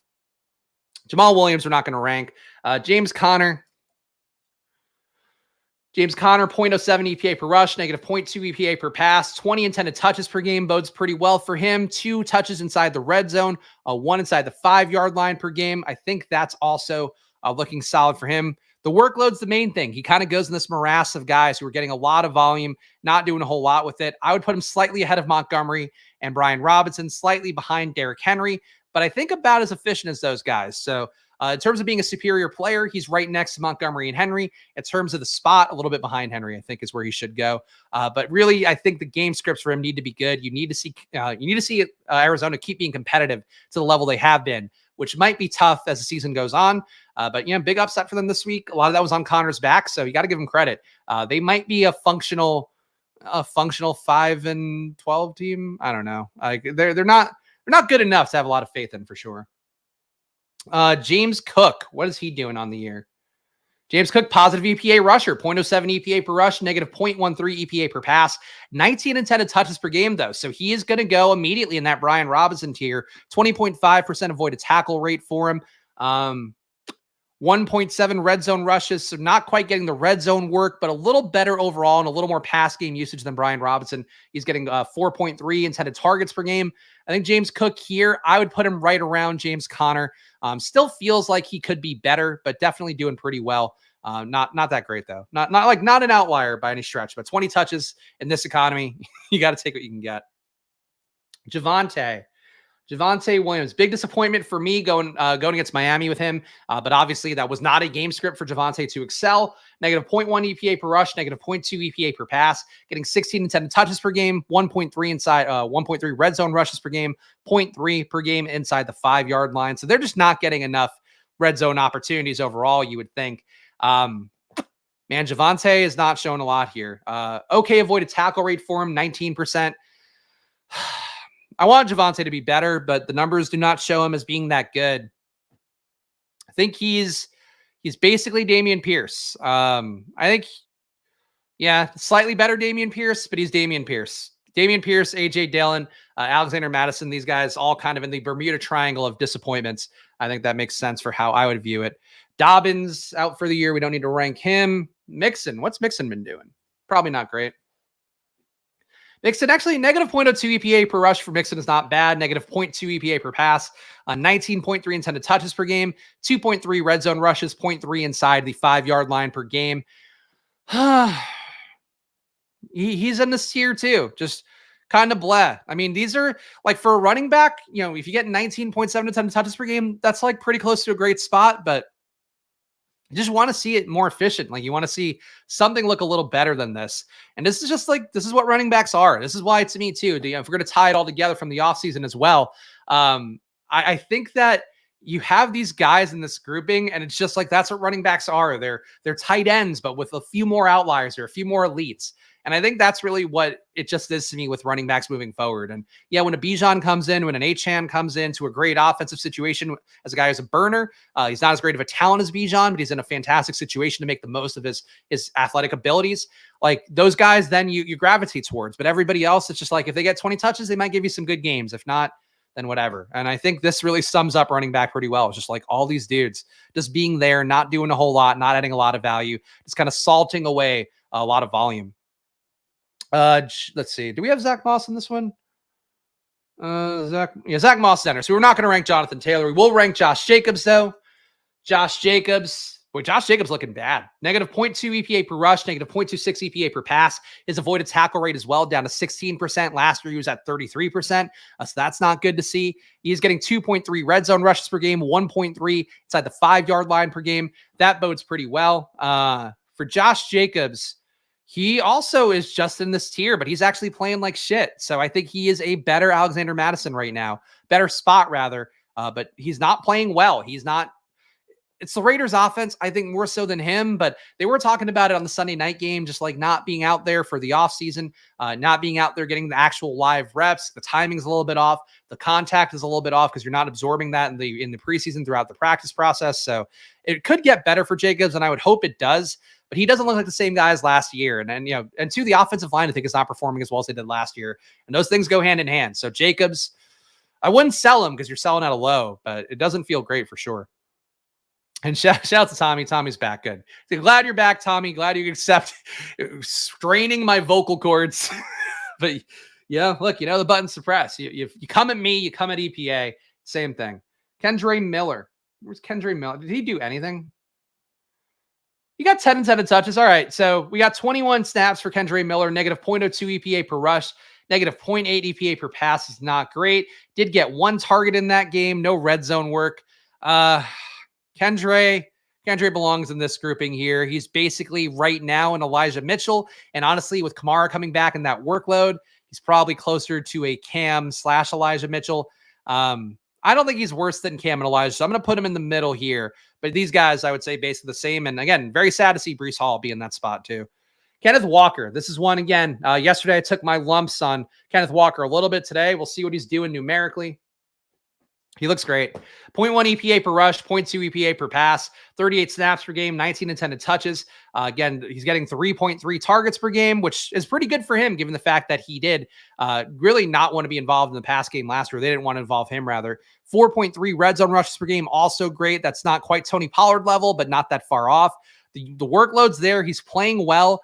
I think for right now, he's McCaffrey tier. I'm going to put him a little bit behind McCaffrey in terms of the spot, just because of the fact that we did see it getting closer to a 50-50 split between him and Charbonnet last week. A lot of that was due to garbage time, but still, Charbonnet was coming in for third and long plays. That is not a great sign for Walker's overall value. So I do expect Walker, even if he doesn't come down in terms of his metrics as being a superior player, I do expect his spot to slowly get worse. So got to give him kudos. Like, he's a lot better than I thought he could be analytically, but he definitely, I think, comes a little bit of a risk moving forward just because of the fact that, like, Charbonnet getting more involved. And I think Charbonnet is the better, more solid back across everything. But clearly, Walker's explosive. Walker breaks those plays where he runs 2 yards backwards and then cuts it and somehow makes it into a positive play. But when he does kind of run bad with those, that's where you see Walker's value start to crater a little bit. So just something to keep in mind. Khalil Herbert, 0.1 EPA per rush, negative 1 EPA per pass, and that is a negative 1 flat. That is very bad. 11 intended touches per game for him, 3.3 of which are targets. He's also getting less than 1 red zone rush per game, just 0.7, has not gotten a touchdown yet on the year. And he does feel like Roschon Johnson is coming for his job. I think Herbert is the mid right now. I would give him a little bit more than these 10 touchbacks. I think these guys are all looking pretty okay. And fucking Carlos, you're on thin ice, buddy. Khalil Herbert, though, I think in the middle right now, and I do expect him to keep getting worse as we go. Roschon take over this weekend, potentially. It does feel like we're getting closer and closer to Roschon. Let's just do Roschon right now, because I'm actually curious where he ranks with all this stuff. 0.1 EPA per rush, so he's basically flat with Khalil Herbert there, but a positive EPA per pass, 0.04 EPA per pass, getting 9.3 intended touches per game, so he's basically right at Khalil Herbert's level anyway. 0.07 red zone rushes per game, all of them have been inside the 5-yard line for him, so getting more of that sledgehammer back work that we sometimes talk about here. Goal line touches are gold, of course. Where is Roschon at? Roschon, here we go. Roschon, better player. And I guess for right now, a slightly worse spot than Khalil Herbert, but I'm going to put them dead even. And I think Roschon is one of these guys that should move more to the right, and hopefully he'll move up a little bit as well in terms of being a superior player. But very impressed with what he's done so far. Roschon, I think a guy that I loved a lot. He's not proven to be the one-to-one with Bijan that he was in Texas, but maybe over time, maybe if this Bears defense shows some more, or offense shows some more signs of life, you could see Roschon improve and get up there a little bit more. Miles Sanders. Negative 0.2 EPA per rush, negative 0.2 EPA per pass. So just not great. 20.3 intended touches per game, 17.7 touches overall, 13.7 of them are rushes, and he's getting targeted 6.7 times per game. So that's a pretty good sign for Miles. So the workload is there for Miles. Honestly, the workload for him is like as good as anybody in the league. He's just not good with it. So I think for Miles, I would say he's in a better spot than Derrick Henry. And I do think for him too, he is another guy.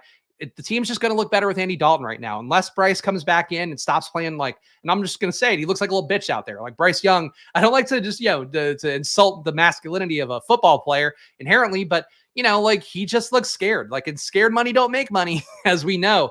But also just competent offense is going to help Miles Sanders look a little bit more productive, as we saw this week. So for Miles, I think you want to see Bryce be out a little bit longer. And if that's the case, then this could be a good spot that actually does cash a little bit for you moving forward for Miles. Who do we got next? Not going to rank. Oh, Najee Harris. Here we go. Now we get to the fun stuff. Najee Harris, negative 0.2 EPA per rush, negative 0.54 EPA per pass, 13 intended touches per game. So Najee, the thesis of Najee was he's the bell cow. How could this go wrong? He is no longer the bell cow, getting 1.3 intended targets per game and 0.3 rushes inside the red zone. You got to expect that part will increase a little bit. For right now, though, he is basically a worse version of Khalil Herbert in a better spot, I think is what Najee Harris is. And honestly, yeah, he should be in this Elijah Mitchell tier in terms of his skill level. He is not doing a whole lot here. So Najee Harris, yeah, I think if you bet on Najee Harris, I think you were going to be on the wrong side of history. And I've thought that this entire time, but especially for what we're seeing so far, does not look good. Negative 0.2 EPA per rush for Rachaad White. Negative 0.1 EPA per pass for Rachaad White.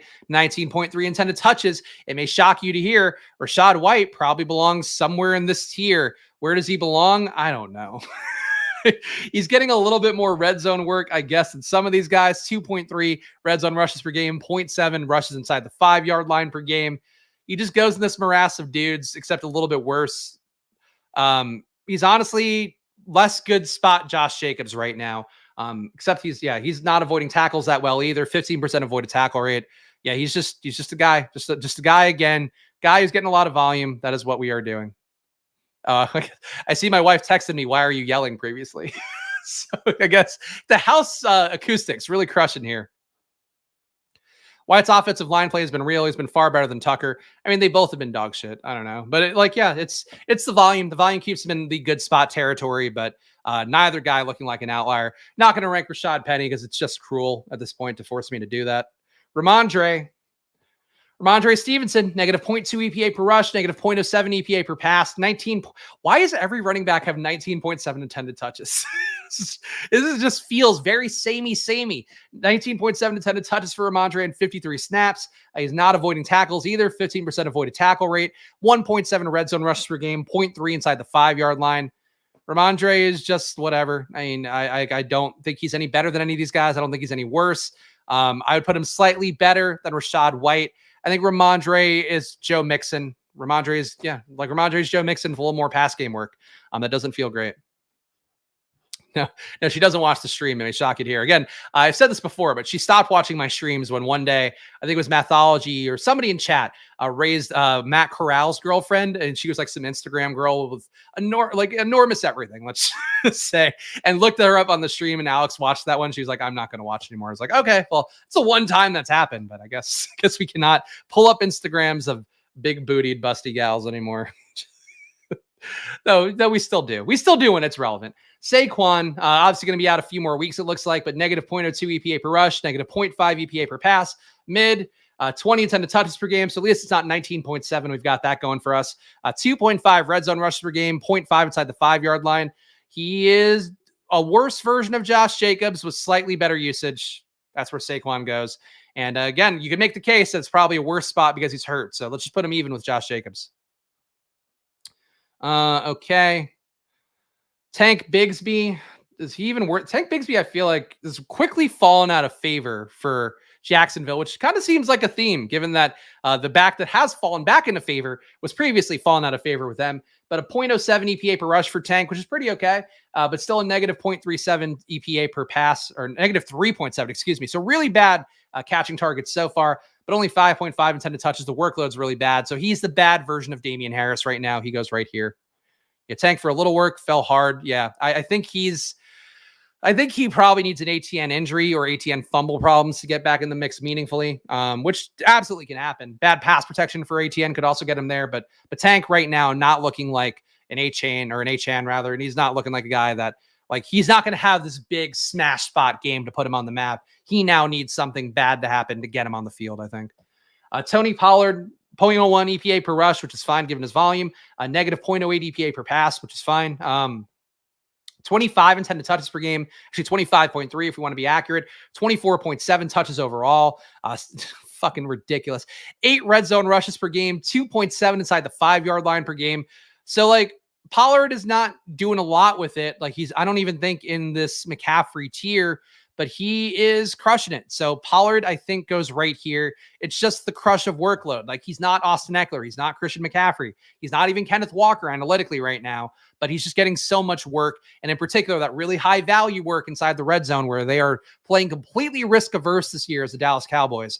So Tony Pollard, probably the best spot in the league right now, but not the best player, I think, at running back.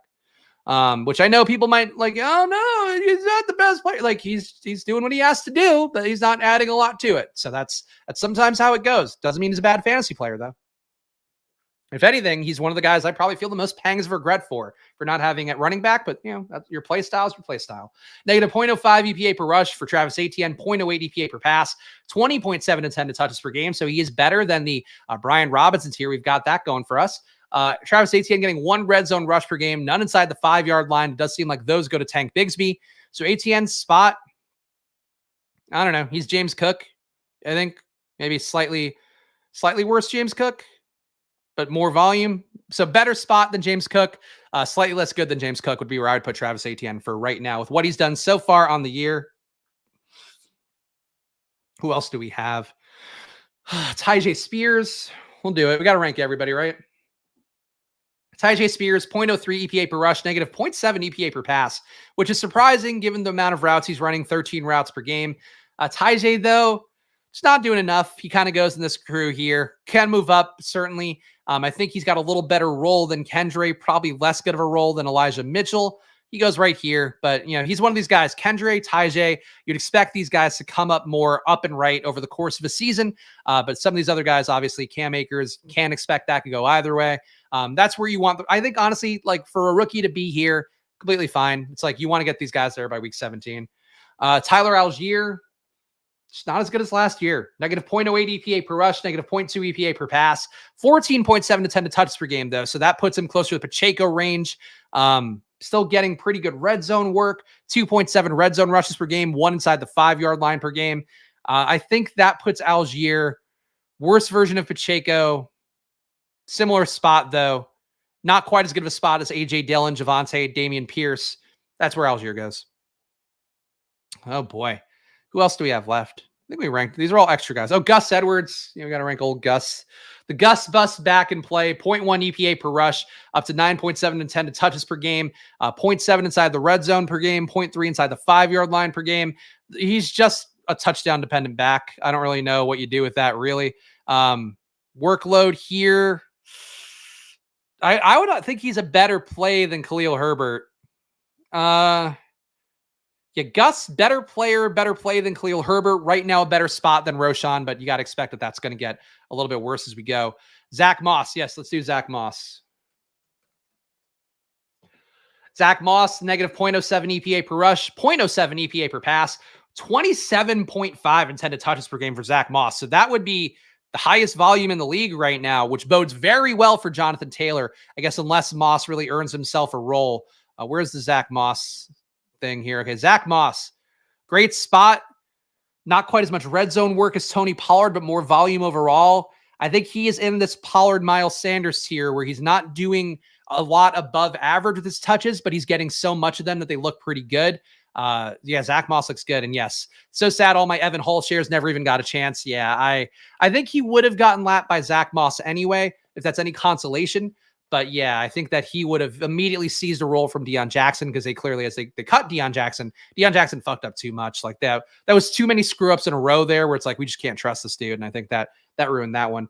Zach Charbonnet, let's rank him. He is up to 6.7 intended touches per game, 0.16 EPA per rush, which is very good. Negative 0.5 EPA per pass, which kind of sucks because he should be better in the pass game than that. He right now is in this Damian Harris, Tank Bigsby tier. I think actually firmly between them, but the hope would be that he moves closer to here, I think, as the season goes on. And then Kyren Williams, we also need to rank. Kyren Williams, 0.08 EPA per rush, negative 0.4 EPA per pass, 19.3 intended touches per game. So the volume is there. He's not looking like McCaffrey quite as much, though, but the red zone work is still there pretty heavily. 4.3 red zone rushes per game, 1 inside the 5-yard line per game. That's pretty good for Kyren. Kyren, I think, where did Kyren go? Kyren goes, I think he's in this ATN tier, Ramondre tier. Kyren not quite looking like McCaffrey. And again, as teams figure out the Rams, which I think they're pretty figure outable, we'll see Kyren, I think, start to come down a little bit more. But for right now, this feels like a pretty good spot for Kyren. And I think that's all the relevant running. Oh, Raheem Mostert. Wait, what is this chart? Shout out to the Fantasy Stock Exchange for making this chart, but I wish it were a little easier to navigate because I don't know where these players are. Raheem Mostert, we got to rank, right? Of course, after that week. Raheem Mostert. Okay, so again, the EPA stuff. We're talking about how EPA correlates to fantasy play and all that stuff. When you have a player who's a great EPA per touch player, and you have a player who's also getting a lot of volume, you then really start to see the correlation more. Raheem Mostert, right now, the number 1 player in all fantasy. That includes QBs. That includes wide receivers. He's number 1 in everything in half-point PPR. Raheem Mostert, 0.26 EPA per rush, 0.5 EPA per pass. That would be better than pretty much everybody we've talked about so far. He's also getting 17 intended touches per game. So a little bit less workload, but still getting a lot of work overall. 3.3 targets, 2.7 red zone rushes per game. 1.3 of those are inside the 5-yard line. He's getting meaningful work. Raheem Mostert, I think he's not quite the apex predator because the workload isn't all the way there, but he's the best back overall. And I guess technically Raheem Mostert, again, another Dolphin, I think I'm going to crown him. I think he's the apex predator of running backs right now. Still a lot of fluidity. You have Achane coming. You have Jeff Wilson coming back. You have a lot of risk points there. But if we're going to say that Raheem Mostert is going to keep playing like this, he's going to be healthy, and the Dolphins are going to be this explosive, and things change a lot. I was listening to the Underdog Show briefly when I was putting this all together this morning, putting my data and all that, and they were talking about how through 3 weeks last year, it was like James Robinson was the top running back, CEH was the top running back. All this shit's going to change quite a bit.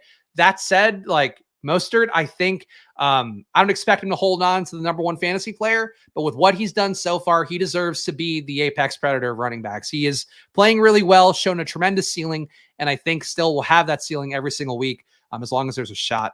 Do we have Jalen Warren on this list? Jalen Warren's not on this list, but he's probably the better version of Najee. So we can close out running backs with that. All right, wide receivers coming up next. We do every position, do every player. That's what the SPAGS rankings are. So once again, while we change it over, please do subscribe to Splash Play. Please hit the like button. Please leave a comment down below. Nobody else will talk about this for this amount of length. Nobody else will yell at you and berate you when you say things I disagree with. So please hit that like button. And of course, go visit probably.com. Lose less, win more on your bets. It's what we do at probably.com. You can find the best bets, whether it's just one that you like or one that goes with our top expected value calculations, better known as our probably score. So go check it out at probably.com. That is my baby. All the stuff that I've learned about profitability over the course of time from Stochastic, from my journeys throughout the world. It is now rolled into probably.com in one beautiful, easy to use mobile product. So check it out on your phone or on your desktop if you want, but it is a phone product at probably.com. Support your boy. All right. Wide receivers, let's pull these. I'm going to say, let's pull these sluts up. That's where we are in this point of the stream. Just calling wide receivers sluts. All right. AJ Brown. 0.38 EPA per pass for him. 9.7 intended touches per game is pretty good as well. Let's see. 1.3 deep targets per game is still not connected on one of them. 1.7 red zone targets per game. There we go. All right. So AJ Brown, good spot, player playing well. I don't want to give him the top spot yet because I don't think he's quite there, but he goes right here. This is the kind of guy you want. Great player, really good spot. I think these are the guys you really want to build around. And then also the fact that he's due to run better on deep targets, I think bodes pretty well. Started using probably 4 days later. DK limits my promo bet from $50 to $10. 8 winners. I mean, that is what happens. Also, if you are betting too, make sure to bet rounded numbers. If you start betting like Kelly criterion numbers, like 35, 37 or something, they will start to limit you faster. So just keep that in mind because they'll know you're using an algorithm to kind of determine the best bets. Whether it be from us or from anywhere, just keep that in mind for anybody who's placing bets out there. Amari Cooper. Where's Amari? Amari, a 0.55 EPA per pass. That's really good. So a little bit better than AJ Brown. 8.3 targets per game for Amari. That is also really good. He is the guy who's probably the biggest beneficiary of the loss of Nick Chubb because Deshaun Watson, I think he's the one receiver that Deshaun really trusts. He's also getting 2 deep targets per game, catching about half of them, which is basically what the catchable ball rate has been as well. So Amari's doing that. He's getting 0.7 red zone targets per game, none inside the 5-yard line. So the spot could be a little bit better.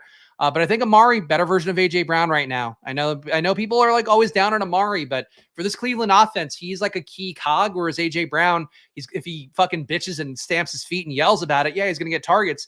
That offense could flow so many different ways. For Cleveland, that offense has not got a lot of ways to flow. It's either Deshaun fucks up violently or Deshaun throws it to Amari Cooper and has some success. So I think for Amari Cooper, he's in a really good spot.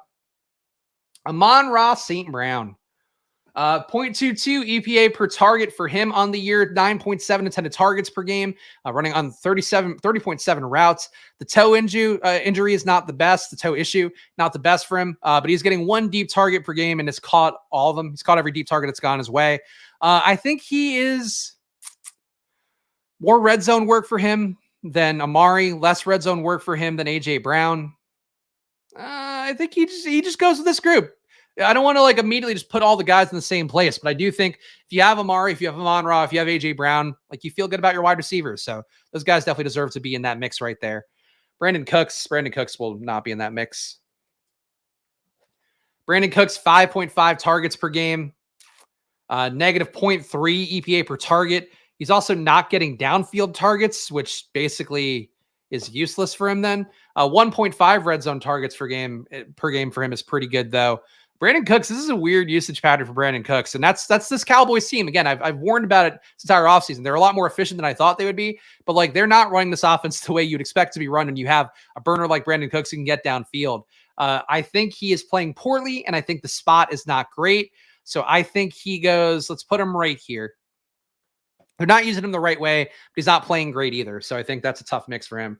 Brandon Ayuk, hopefully he'll be back this week. Still has a 1.1 EPA per target. He's great there. 7 intended targets per game, not as great of a workload. He's just the most efficient receiver in football right now, based on the small sample size we have of him playing 2 games. 2 red zone targets per game. The usage looks pretty good. Not as high of a volume guy, better analytically than these guys here. So let's put Brandon Ayuk. I mean, he's got to be pretty much at the top, I think. He is the most superior player, but like you need to see him get 10 targets a game to really have that upside and have the usage. And much like AJ Brown, that offense can flow so many different ways away from him. And he's not going to be the one who, again, throw me the ball, Brock. He's not going to do that like AJ Brown did. So I think for Brandon Ayuk, this is probably as good as it gets for him. And I expect him to regress because like you can't be a 1 EPA per target guy forever. Like the best last year was Rashid Shaheed, and he was at 0.75, I believe. So Brandon Ayuk is going to come down a little bit, but he'll probably settle somewhere around here, I would think, will be where he'll end up. Calvin Ridley, negative 0.04 EPA per target. Oh no, EPA. Oh, the Jaguars. 8.7 intended targets per game or intended touches per game for Calvin Ridley. 1.7 of them are deep shot. He's getting a catchable ball rate on 40% of those, and he has caught all of his ones that were catchable. So that's pretty good for Calvin Ridley. But 1.7 red zone targets per game. I think he is a worse version of these guys, but similar usage pattern. So he's aligned on great spot, but he needs to be better. I mean, again, he's a volume guy right now, I think, and not a bad volume guy, but he's like an okay volume guy. And I think if he wants to be great, if he wants to be in this tier, I think that he needs to just improve per catch. Spot on AJ Brown impression. Yes, I think that's how he sounds. I think that's how the muscular man who can run miles around all of us. I'm sure he sounds exactly like that whiny impression I just did. Okay. CeeDee Lamb. CeeDee Lamb's going to look good, I think. CeeDee Lamb, 0.5 EPA per target, 8.7 targets per game, 0.7 deep shots per game. Has caught every single one of them, but it's not a lot of them. He's crushing it. 2.2 EPA on his deep throws. Not getting a lot of red zone targets, 0.7 red zone targets per game, 0.3 inside the 5-yard line. The usage is not quite as good as those guys, but he's a little better than them in terms of what he's doing. Very efficient, but what you want is to see a mix of the efficiency and volume. I don't think the Cowboys are ever going to give up the volume. Like, if they were going to give up the volume, it would have happened last game where the Cardinals were in control for most of it, and he still didn't see a notable increase in volume. I think he actually had less than his averages on the year. So CeeDee Lamb, to me, I think it's a tough spot for him because he's playing his mind out. But would you rather have A.J. Brown? Would you rather have Amon-Ra? Would you rather have Amari? Would you rather have Devontae Adams? I think a lot of these guys you'd rather have than CeeDee Lamb right now, so that's pretty tough for him. But he's going to give you usable games, so, like, no issue there. Jaguars need a reset game just to get the offense back on track. I feel like they had one on paper this past week and they didn't they didn't do it. So that's why I'm a little bit perplexed with what it is. And that's why, too, I'm definitely not, like, I've never been caping for Trevor Lawrence. If you can't get back on track against the Texans, I don't know who you get back on track against. Like, they didn't really get on track against the Colts. Maybe the Titans could be a team to get back on track against. But, like, it's not looking good. I don't think it's looking good for the Jaguars. And sometimes, the coach coming in has a great impact in one year, and then the next year things get a little bit worse. And Doug Peterson, there was a reason that he got ran out of Philly. So I don't know. Chris Godwin. Chris Godwin on the year, 0.3 EPA per target, 6 targets per game, 6.3 if you want to be accurate, 0.7 deep targets per game. So he's not Mike Evans by any stretch. 1.7 red zone targets. He's playing well. He's not getting a lot of work. I think he just kind of goes right here. I don't know what Chris Godwin does for your team. There's going to be some spike weeks. Absolutely. You shouldn't get rid of him or anything, but he's just the dude that's not going to give you the ceiling of all these other guys. Unless Mike Evans gets completely shut down, then you probably see a big Chris Godwin day, but otherwise I don't expect one to be there. Chris Olave, 10.7 intended touches per game bodes really well for him. 2.7 deep shots per game also bodes really well for him. He's got a 0.34 EPA across everything. That also looks pretty good. 1 red zone target per game, 0.3 inside the 5-yard line per game. Chris Olave's usage is elite. I think at this point, I don't know that I expect him to hold this much volume throughout, but I think he's kind of in this tier. I think he's a little better spot than CeeDee Lamb. I think he's a little bit lower. Yeah, he's basically A.J. Brown, Amon-Ra, Amari Cooper. He's a great receiver. I don't know how you can nickel and dime what Chris Olave has done so far. Jameis Winston should make it more volatile, where you got to think that the deep shots, if Jameis does play a few games for Derek Carr, there's going to be more deep shots going Olave's way. So he could really have an explosive few weeks here, but then, Jameis could also shit the bed completely, and that hurts Olave too. So we'll see. Olave won't score TDs. You can't say that. I mean, if he's getting 1 red zone target per game and 0.3 inside the 5-yard line per game, that's better usage than CeeDee Lamb. That's better usage than Amari Cooper. He's going to score touchdowns. I don't think you can. The usage is what you look for. And also the fact that he's getting that much volume, and he's also a deep shot guy. So he'll get deep shot touchdowns too. I don't know why anybody would make that assessment. Christian Kirk, up to 7.7 targets per game. Still, the routes could be a little better. 33.7 routes per game, 0.7 deep shots per game for Christian Kirk. He's caught all of them. Christian Kirk's okay. He's not getting red zone work at all. So I think that's a guy you say, the touchdown equity is not the highest. Christian Kirk, to me, better player than Calvin Ridley, less work. I think he's a little more aligned with a Chris Godwin, but not quite as good of a player. Christian Kirk goes there. DJ Moore next. No. We'll get to DJ Moore soon. Christian Watson, just put him up here, right? Now, Christian Watson, with what he did last year, we'll see what he does. He just goes in the middle for now. We'll find out what he does. I really do think that Christian Watson, by the time we regroup on this, do the SPAGS rankings in a month, I think Christian Watson ends up somewhere around here, but we'll get there. You can wait, man. We do them in alphabetical order. You can see what's coming up. We got these guys. Then we get to DJ Moore. Cooper Kupp, we're not going to rank yet. Cortland Sutton, negative 0.27 EPA per target. 7.7 intended targets per game, 0.73 deep shots per game, not catching any of them. The red zone work is pretty good for Cortland Sutton, though. 1.7 red zone targets per game, 0.7 inside the 5-yard line. I don't mind the usage pattern for Cortland Sutton. I think he is a worse version of Chris Godwin, a little bit more volume. I think he goes down here. I don't know he kind of sucked last year, so I do kind of think he's just not as good of a guy as he was early in his career. But he definitely is a guy that I think can have some spike weeks for you, especially if the D for Denver is that bad.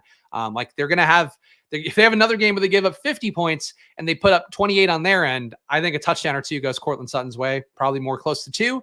So Sutton, I think, has some utility, but he's just not like, he's not a player that's going to create for himself. It has to be the volume coming there and it has to be a little bit more useful.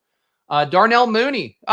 Some could say, like a DJ Moore, playing the same team. Darnell Mooney, negative 0.76 EPA per target, 2.7 targets per game.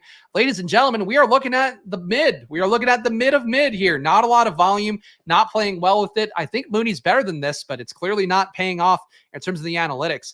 1 deep target per game, has caught 0.7 of them, all of which were the catchable balls. So that's not on him. He's gotten 0.3 red zone targets per game. So like he's doing what he can, but the numbers just look bad on everything else. So Mooney just not playing well enough.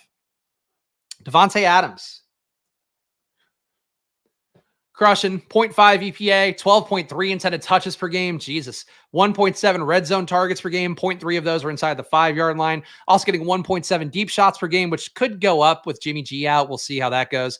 I don't know. The offense is probably going to get a little bit worse overall, but Devontae's workload is not going to get worse. I think Devontae belongs better spot than these guys, slightly better player. I think for right now, he would be the apex predator, but that's not going to hold. All right, $5 super chat. I'll answer it. Full PPR 12-man trade Hawkinson and Nico for Alvin and Goddard. Need a RB2 bad. I don't like that trade. I wouldn't do it. I get you need an RB2 bad. Work waivers. I don't know. Spend your fab money. Do something else. That's not. Kamara is not the dude, I don't think. He looked bad last year, and all the running backs for New Orleans have looked bad this year, so I don't think he's going to be a meaningful improvement. And he's going to be a big-time risk to lose some opportunity to Kendra Miller as the season goes on. Also, when Jamal Williams comes back, like I'm not a big believer in Alvin, though. All right. DeAndre Hopkins. 8.3 targets per game, 0.03 EPA, which is okay. 1.3 deep targets per game, 1 red zone target. He's not getting the usage you'd want to see. Like for him in a Tennessee offense, you want to see him getting like that Devontae Adams workload. Great spot, I think.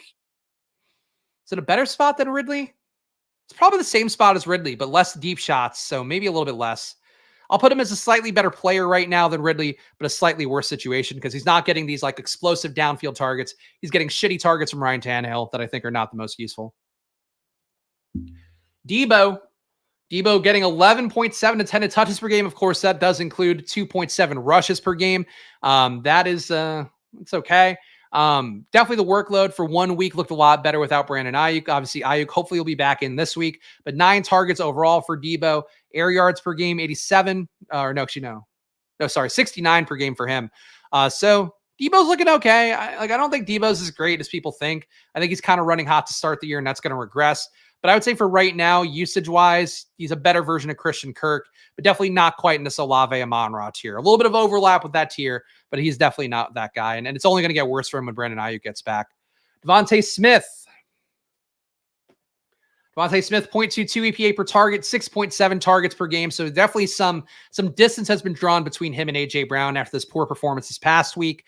He's also getting 2 deep shots per game, 0.7 of which are catchable balls, and he's catching them. So good for him, I guess. But definitely Jalen Hurts not being great, I think, is hurting Devontae so far to start the year. And A.J. Brown's mawing and bawing about his touch workload, I think, has hurt that a little bit. He is a more efficient version of Chris Godwin, but with similar usage patterns right now. Sucks, man. I think Devontae should be getting the same amount of targets as A.J. Brown, and he would have similarly good games, but that's definitely how that goes. Trade away Adams for Waddle. Talk about your bad luck. It still might level out over the course of a year. I don't think Adams and Waddle are very far off plays, but obviously losing the big Adams week for a 0-point Waddle week, never really what you want to do. But yeah, buying all those blood in the streets, always a good thing. All right, the guy who wanted DJ Moore. Good news. Getting to DJ Moore. DJ Moore, 0.5 EPA per target, 5 targets per game. So we were talking a Brandon Cooks level of usage, but a lot better with them. 2 of his 5 targets per game are deep shots, and he is catching 1 of them. So that's pretty good. 0.7 red zone targets per game. So definitely not getting to the level of usage of these guys. I think he belongs. I mean, he's better than Devontae analytically. He belongs right here. Honestly, for DJ Moore to have the best fantasy upside, you probably want to see him like around right here because he's not this efficient normally, and the efficiency is going to come down as the volume increases. But I do think DJ Moore looking pretty good for what he's getting. And much like Roshan, you just need the Bears to run hot. So he's performing well with what he has. He's outperforming Darnell Mooney, absolutely. But I do think that he's got to improve a little bit more across what he's doing, but so do the Bears across everything. Let's see. DK Metcalf. Metcalf, I think, should look pretty good, right? Yeah, wow. Metcalf, 0.8 EPA per target. That is shocking. 6.3 targets per game, 1.3 of which are deep targets. She's converting 0.7 of. She's catching half of those. One red zone target per game. So that could also go higher. DK Metcalf, though, if he's going to be a 0.8 guy, that puts him like basically Ayuk. So that's pretty good. Not as much volume as Debo, so he's got to go right here. But that's a tremendous start for DK Metcalf. He had a lot of people who were fucking shitting all over him, including perhaps on this very show. A certain co-host of mine was like, don't draft DK Metcalf, draft JSN. Maybe over the course of a year, that'll level out. But Metcalf has a defined role as the boundary guy. And I think while he and Lockett will still swap spike weeks, I do think that Metcalf, like no matter who's out there, if JSN gets more work, it just opens things up more for Metcalf. So I think we're seeing the efficiency creep up that much. Like he was a negative efficiency guy last year in terms of EPA. So for him to be 0.8, that's really good for DK Metcalf. And you have to expect that he's going to have some run good on this as well. And would not shock me to see some big spike weeks coming in the future as well. Donovan Peoples-Jones. I can't believe we are still in the Ds. Are there like a lot of D receivers? I hope that's the case. Donovan Peoples-Jones, negative 0.04 EPA per target, 3 targets per game. So not doing great, not getting a lot of volume. We'll spare this one. Mid spot. You're pretty, and a slightly less than average player. Donovan Peoples-Jones goes there. Drake London, what are you doing? Negative 0.07 EPA per target for Drake London, down to 4.7 targets per game. 1 deep shot per game has caught it. 1.3 red zone targets, 0.3 inside the 5-yard line. So a little bit better spot than Brandon Cooks. Not a lot of effectiveness, though. Drake London goes there. Do you think I should trade Chan, DJ, and Drake London for DK? No. That's a lot. It's way too much to give up. No, don't do that. DK's looking good, but he's not like getting 10 targets a game looking good. He's getting 6 and change targets a game. That would not be the move. Keep those guys. Those guys are all have better days. Like you don't want to sell on, especially a guy that just exploded. Like Achan's not going to have another 50-point game probably this entire year, but he's going to get more workload because of that 50-point game. So you just don't want to get rid of that. Elijah Moore. Yeah, that is a ridiculously lopsided trade. Definitely not one. Definitely not one to go with. Elijah Moore.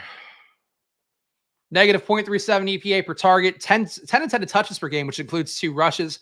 So the volume is there for him. But yeah, he's not that efficient with it. Low ADOT as well, 60 air yards per game, 0.7 deep targets per game, not getting a lot there, 0.7 red zone targets per game. Elijah Moore to me, just a dude. The workload, though, getting that much volume, pretty good. I'd say he's kind of like a worse version of Courtland Sutton, I think feels about right. There's like a 2-touchdown game coming for him at some point. And it's probably going to be 2 like Curtis Samuel touchdowns where it's like, oh, he got one is like a shuffle pass and one is a run play, or like one is like a fucking go route. Like, I don't know. Like, probably not a go route even. He's just not that great. I'm not a big Moore guy. Gabe Davis, 0.54 EPA per target, 5 targets per game. We're talking Brandon Cooks, but better. He's getting 1.3 deep shots per game. So Josh Allen not throwing a lot of deep targets, but if he is throwing them, they are going to Gabe Davis. So I think that looks pretty okay on that front. I'm going to put him here. Boy, is he can't be in as good of a spot as DJ Moore. So I think he's got to be a little bit behind DJ Moore in terms of the spot, but playing similarly to DJ Moore. So that's how we'll align those guys. Garrett Wilson, this will be a sad one. Garrett Wilson, was this a negative? Hold on, my sheet got a little wonky for some reason. Okay, Garrett Wilson, yeah, oh boy. Garrett Wilson, negative 0.24 EPA per target on 7.3 targets per game. He's getting only 76 air yards per game, which is okay, but not alpha receiver level. 1 deep target per game, 33% of them are catchable, and he is catching deep targets when they're catchable. 1.3 red zone targets per game, which is pretty good, and 0.3 inside the 5-yard line. So the underlying usage isn't terrible for Wilson.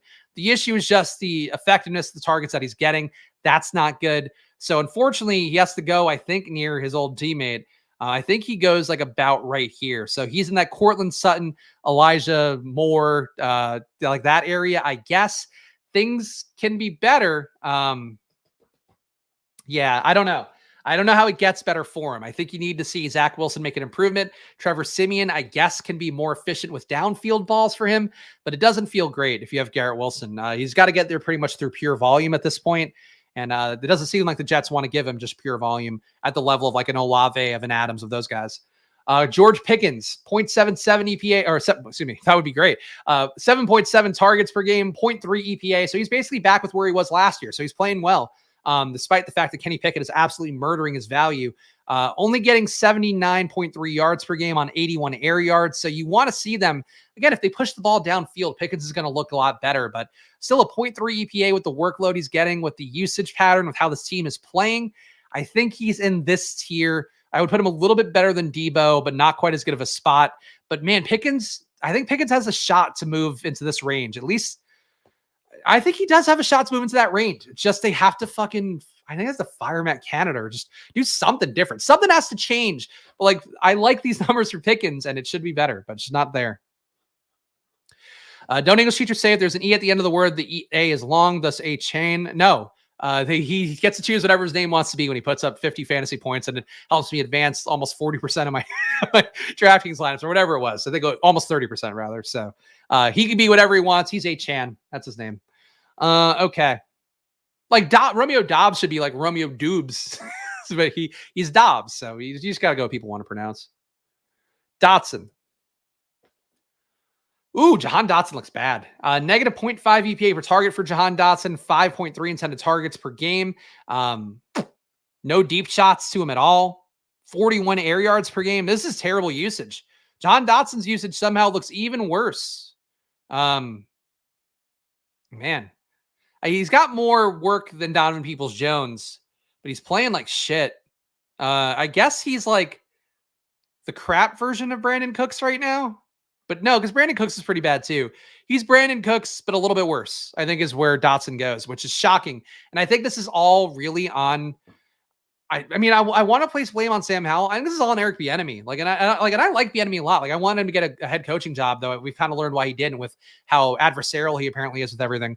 But Dotson should be better than this. Dotson should be used better than this. He's had success as a downfield target as well, and they're just not giving him anything to work with, and he's not doing anything with what he's getting to work with. So that's a pretty bad combo. Sophomore slump is real, I guess. I mean, going into year two is always the biggest jump that these guys make. Year 1 to year 2, year 2 to year 3. And then after that, we kind of know who you are. So I would blame other stuff than him personally, because I think he did a pretty good job. Yeah, I don't know. Those are two guys. That's it's not the biggest sample size, James. Appreciate the effort, though. I think your chat game is coming along as we go, and I appreciate that. Jacoby Myers. No, he's a 0 flat EPA. Okay, so he's just average, but he's getting 11 intended touches per game. So that bodes pretty well moving forward, I guess, assuming that volume comes back or Jimmy Garoppolo gets back in. 2.5 red zone targets per game with 1 inside the 5-yard line per game, though, looks pretty good. So the underlying usage for Jacoby Myers is pretty good overall. But he's just mid. He's not a great player. He's not mid, actually. Mid would be bad. He's an average player. So I think he is in this Hopkins-Ridley tier, actually. But you got to expect that, like, the spot's going to get worse. Like, I would think that he comes back a little bit. Because, again, his volume is going to come when Devontae Adams is fully covered, can't get open, getting double covered, getting bracketed. That's not going to happen every game. So I think Jacoby Myers, is going to be a little more fluid. I don't consider him actually the same caliber of play as DeAndre Hopkins and Ridley. But what he's done this year is comparable to Hopkins and Ridley. Jalen Hyatt. This is fucking busto. Hyatt has a 1.5 EPA, but doesn't play. 18 snaps per game, 1 target per game. I mean, awful spot for Hyatt, but he's playing well. Hyatt's the apex predator of the dog shit category. He's crushing it, but we don't really know what he is, which is what he was in Tennessee too. Very high EPA player, very downfield targeted player, but definitely someone that had a lot more volume at Tennessee that made him look good. Without the volume, he's just kind of useless. Jamar Chase. Where are you at? Jamar Chase playing better than he did last year. 0.3 EPA per target. Last year he was a slightly negative EPA per target guy, so he was getting the volume, but not really being too efficient with it. This year he's getting 11 to 10 touches per game, including 0.3 rushes, getting 1 deep target per game, 105 air yards per game. As Burrow hopefully gets better, Chase should get better. But this right now, 1.7 red zone targets, 0.3 inside the 5-yard line. Chase's underlying usage is really good. He is playing pretty well too. So Chase has moved himself back into the tier he should be, I think. I would still, no, I'd rather have him than Olave, Amon-Ra, AJ Brown, Amari Cooper. But if the Bengals stuff runs bad, that's where Chase will run bad. So just something to keep in mind. But Chase, theoretically, if Burrow gets better, Chase could move up to here and would be, then top of the pecking order. But Jackson Smith and Jigba. This is going to be another bad one, huh? Negative 0.43 EPA per target. That's so bad, man. In college, he had like a 0.9 EPA per target and was the best in his class. Now he's doing this. So you got to blame Seattle here. 4.7 intended targets per game, just 10.7 air yards. So he's basically just getting targeted like at the line of scrimmage with these. 2 yards per target is useless. 0.7 red zone targets per game. This is like a functionally absolutely dog shit role. I think he's not playing well. He's like right here. This is a terrible rollout for JSN. At this point, I think you need Lockett to go down for JSN to hit his value. So we don't ever root for injuries, obviously, but if you are a JSN bag holder, I think that's what you need at this point, because I just don't see this role getting that much better if that's what his usage pattern is going to be. Like, you got to get this guy downfield. You got to get him in the seam. You got to do something. And they're not doing any of that. And it's not what you want to see for JSN. Absolutely. Another rookie who, despite much lower draft capital, fucking crushing JSN. 0.3 EPA per target for Jaden Reed, 7 targets per game. Also getting targeted 1.3 times downfield. That's what you want to see. One of those are catchable. He's also getting 2.3 red zone targets with a 0.7 target inside the 5-yard line per game. That's also pretty good for Jaden Reed. The red zone stuff is probably going to go away with Christian Watson because I think those targets immediately go his way. I expect Christian Watson to be getting probably about 1.7 red zone targets per game would be my guess. And honestly, maybe a little bit higher, just because they do use him a lot in the red zone, did all throughout the preseason and the offseason. But for right now, Jaden Reed, I think, goes like right here. He honestly, you can make the case he should go in the Godwin area, but let's put him behind Godwin in terms of the spot just because of Christian Watson coming in. Like, this was probably, Reed's ceiling relative to usage for right now that we've seen these last few weeks. And with Watson coming in, you got to expect that Reed's spot's going to get a little bit worse and probably come closer to the middle. Okay. Let's see. Jalen Waddle. Hopefully he'll be back this week again. Had the same concussion issues where was out last week, but maybe could have played in normal situations in the past. 0.7 EPA per target, so he's playing even better than he did last year. 6 targets per game for him. Two deep targets per game, 1.5 which are catchable. He's catching one of those. Nothing in the red zone for him yet. He just needs to break the big plays. Waddle, I think, still analytically one of the best receivers in football. He is in this Metcalf tier with slightly worse usage. I would say right now he is a better version of Devontae Smith. If they're going to keep pandering to AJ Brown and feeding him more, I think that's where those guys belong.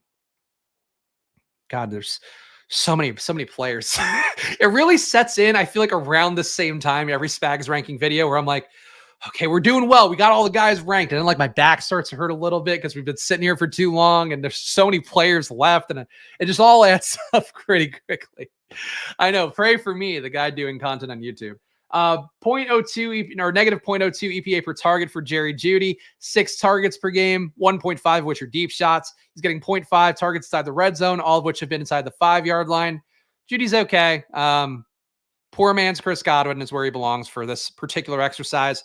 Jonathan Mingo stinks. I made this joke last week. Jonathan Stinko, a negative 0.46 EPA for target, 6 targets per game. I would like to see him out, so hopefully Terrace Marshall can get a shot to actually earn a role here.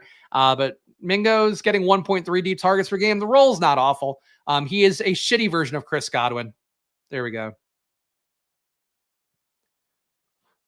It does repeat players. Like, I think the list cuts off like here. Yeah, the list cuts off here. Then there are a few guys like Puka Nakua's in this one.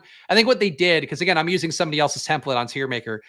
They put them in, like they put in another batch of players and then also kept the previous players in. So I should make my own, but it's too much fucking work. So shout out to Fantasy Stock Exchange for making it, but it's all pretty onerous. Jordan Addison, better version of Mingo for sure. Jordan Addison, 0.54 EPA per target, 6.3 intended targets per game, one of which is a deep shot. So he's leveling out his play a little bit more where it's not just full boom bust downfield stuff.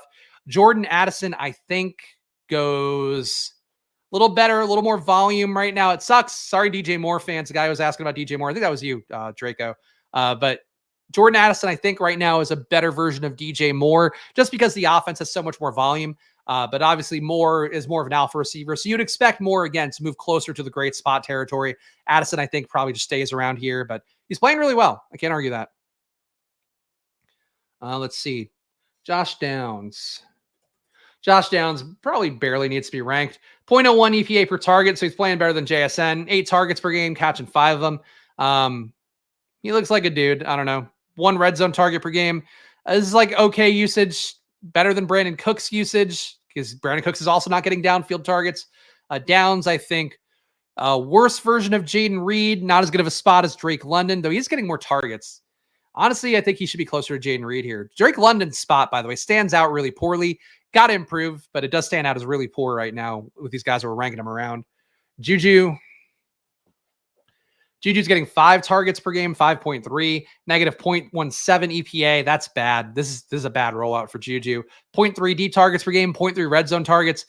Juju is, I would say, similar usage to Brandon Cooks, playing similarly bad. He is in this Dotson Cooks tier of guys that are just greatly underperforming and possibly killing your teams, no matter what format that is. Justin Jefferson still crushing 0.27 EPA per target, 13 targets per game, 9 of which he is catching. 2.7 deep targets per game, I believe, is one of the highest marks in the league. Might be higher than Tyreek, or definitely in line with Tyreek.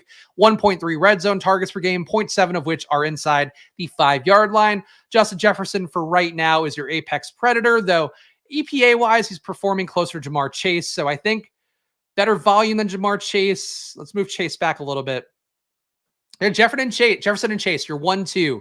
I think looking pretty comparable right now. Where analytically, they're not as good as a few other guys, but the best spots in the league. And 2 guys we're just going to do really well with the volume they're getting. So I think those guys are appropriately ranked. Kadarius Toney. Oh, man, this one hurts every week. Kadarius Toney still at a negative 0.7 EPA per target. Last year, he was a 0.32 EPA per target, guys. So that's going to get better, but for right now, it is not looking good. 4.3 intended touches per game, also not looking too good. No deep targets per game, also not looking too good. 0.3 red zone rushes, 0.7 red zone targets for him. That's okay. The usage for Toney, I mean, he's in this tier too. He's playing poorly. He needs more volume. He needs to be more effective with that volume. This is a really bad rollout for Kadarius Toney, and I did believe that he'd be the guy that rises with the tide there of the Chiefs, but it has not been the case. Keenan Allen, 0.69, very nice EPA per target for him. 13.7 intended touches per game. Jesus Christ. 11.3 of which he's converting into a catch. He's getting 1.7 deep targets per game, 1.3 of which are catchable. And if it's catchable, he is catching it. 0.3 red zone rushes per game, 1.3 red zone targets per game. This is a great role, great opportunity. Still going to hurt his hamstring at some point this year. You just know it's coming. Like, I'm not even jinxing him. It's going to happen, but hopefully it doesn't hurt the people that buried or that did advance a lot of Keenan Allen at that point. But Keenan Allen, I think, got to put him above Devontae Adams.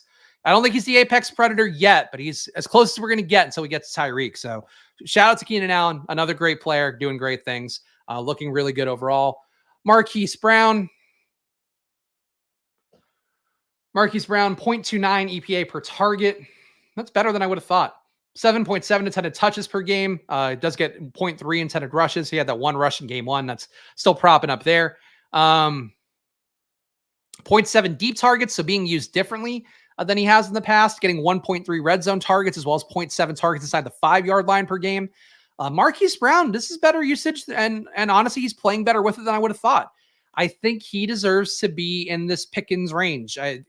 Feels like it could be better. It certainly could be worse for Marquise Brown, but this is a good showing for him. For him to be in this range, I think at a Cardinals team that everybody thought was tanking and was going to look terrible, it's a pretty good rollout for him. So I don't think Marquise Brown is that bad. Where do I get my EPA data from? Sports Info Solutions, which I'd fully recommend. It's a little bit pricey, but definitely worth it if you can get it. So that's where you can do it. And you can chop it up by all these different things. If you want to say like pressured EPA plays, if you want to say, guys throwing 50 yards, you can check those. Basically, you can cut it up every way you want. So that's why I think they are the best one for me. But yeah, it's like, I think $200 a month. So it might be a little bit pricey, but I might be misquoting that. So check it out for yourself. Sports Info Solutions, though. Check it out. Marvin Mims. Marvin Mims, 1.1 EPA per target, up to 4 targets per game, or 4 intended touches, because that does include 1 rush per game. When he's getting a deep target, he looks good. 1.7 deep targets, 1 of which have been catchable per game, and he has caught them, which is not a surprise. Good for a 1.5 EPA. No red zone work, still running only 8.7 routes per game. So the workload is dog shit, but he is like Jalen Hyatt. Better workload than Jalen Hyatt, better workload than Donovan Peoples-Jones. And he's crushing it. So he's crushing it with what he's getting. You just want to see more there. And when he does get more, he's not going to be quite as efficient, not as superior of a player on this ranking, but he just needs to get more workload at a certain point. Michael Gallup had his best game of the year and still on the year, 3.7 intended touches per game, 0.32 EPA. So he's getting into the positives there. That's good. I think, though, with the workload, he is a lower volume, better version of Brandon Cooks. So we'll just invert them. He goes there. Okay. Pittman. Michael Pittman at a 0.04 EPA per target, 12 targets per game, well, 11.7. Yeah, you wish that he could get a little deeper. Only 63 air yards per game. Again, I feel like AR has not gotten to take deep shots yet. Gardner Minshew averse taking deep shots. That's probably affecting Pittman a little bit here, but the usage is good. I think he's a little better in this Hopkins tier. I would put him... this doesn't put him that far off from Chase and Jefferson, which I do kind of agree with the usage patterns. I think he's a better player than Hopkins and Ridley by a little bit, but a similar spot. So he probably deserves to be closer to Hopkins and Ridley than Chase and Jefferson. But I think him being kind of the middle point between those two things, I think stands out to me. Mike Williams. Well, let's do Michael Thomas. Michael Thomas. Oh my God, this is going to be the longest SPAGS rankings yet, isn't it? 0.12 EPA per target for Michael Thomas, so not quite as good as he was last year. He was a 0.35 guy, still getting 8.7 intended targets per game, getting 0.7 deep targets per game, 66.7 air yards. That could go up, again, with Jameis Winston, hopefully starting a few, or seemingly starting a few. 1.7 red zone targets per game for Michael Thomas is pretty good. This is pretty good usage. I think he is in this tier as well. Jacoby Myers adjacent, Michael Pittman adjacent. Michael Thomas is playing well, but definitely not anywhere close to Olave. Mike Evans. Mike Evans, 0.47 EPA per pass, 9.3 intended touches per game, 2 deep targets per game, 1.7 of which have been catchable. So that's a big kudos to Baker that he's getting that high of a catchable ball rate. But Mike Evans has caught 1 of those. So maybe some positive regression for Mike Evans. I don't expect that, but could be a little bit. 1.1 EPA on deep throws, 1 red zone target, as well as 0.7 inside the 5-yard line. This is pretty good usage. I don't think it's quite AJ Brown tier usage, so let's put him a little bit further behind there. Definitely not Olave level usage. Better player, though, better spot than Michael Thomas. That's where Mike Evans goes. Mike Williams, we'll rank him one more time. Of course, he's out for the year with an ACL, so inherently not going to be a good spot, but a 0.4 EPA, vacating 9 intended touches per game, including 0.3 rushes per game, also vacating 2 deep shots per game, 0.7 of which were catchable. So it was a pretty good role that Mike Williams is leaving behind. Mike Williams, if I were to rank him for this week, I think he would go probably this Marquise Brown area, a little bit better spot, a little bit less effective. Yeah, he should be somewhere around Mike Evans. Yeah, like right here, I think feels good. Nico came down to earth big time this week. Nico Collins still at a 0.72 EPA on the year, but 7.7 intended touches, all of which are targets. 1 deep target per game, catching 33% of them. But I think that's also been the catchable ball rate. So he's been catching everything catchable. That's all you can ask. Nico, still great analytically, but the volume not being at 10 targets per game kind of puts him more in this area. So he is now more of a Marquise Brown than it looked like initially, where he was looking like more of a Keenan Allen, more of a Justin Jefferson. There we go. Oh my gosh. Super chat from Caden here from earlier. Is that a big loss? I'm thinking I want to do it. So make the trade, man. But it's not a good trade. If you're the guy who was trading 3 guys for 1, I don't think that was a good trade. Oh wait, no, you're the Lamar guy. No, I don't think. Caden, remind me of your trade. I'm not here to take trade questions, but if you're going to send it a super chat, I will certainly answer it. But remind me of your trade and we'll try to answer it as best I can. But if you were the Lamar guy, that trade was basically like net neutral. So you can take it. The other one, though, that other guy that offered like a 3-for-1 with H-Han, that was an objectively bad trade. So I forget which one you were. Odell was out this week, so his numbers aren't going to change. He's been very efficient with low volume. Getting 3.5 targets per game, but a really good 0.6 EPA. So he's playing well, just the workload shit. He is inverse Donovan Peoples-Jones, basically. Quentin Johnston also playing terribly. The spot's going to get better, but a negative 0.4 EPA for him on 2.7 targets.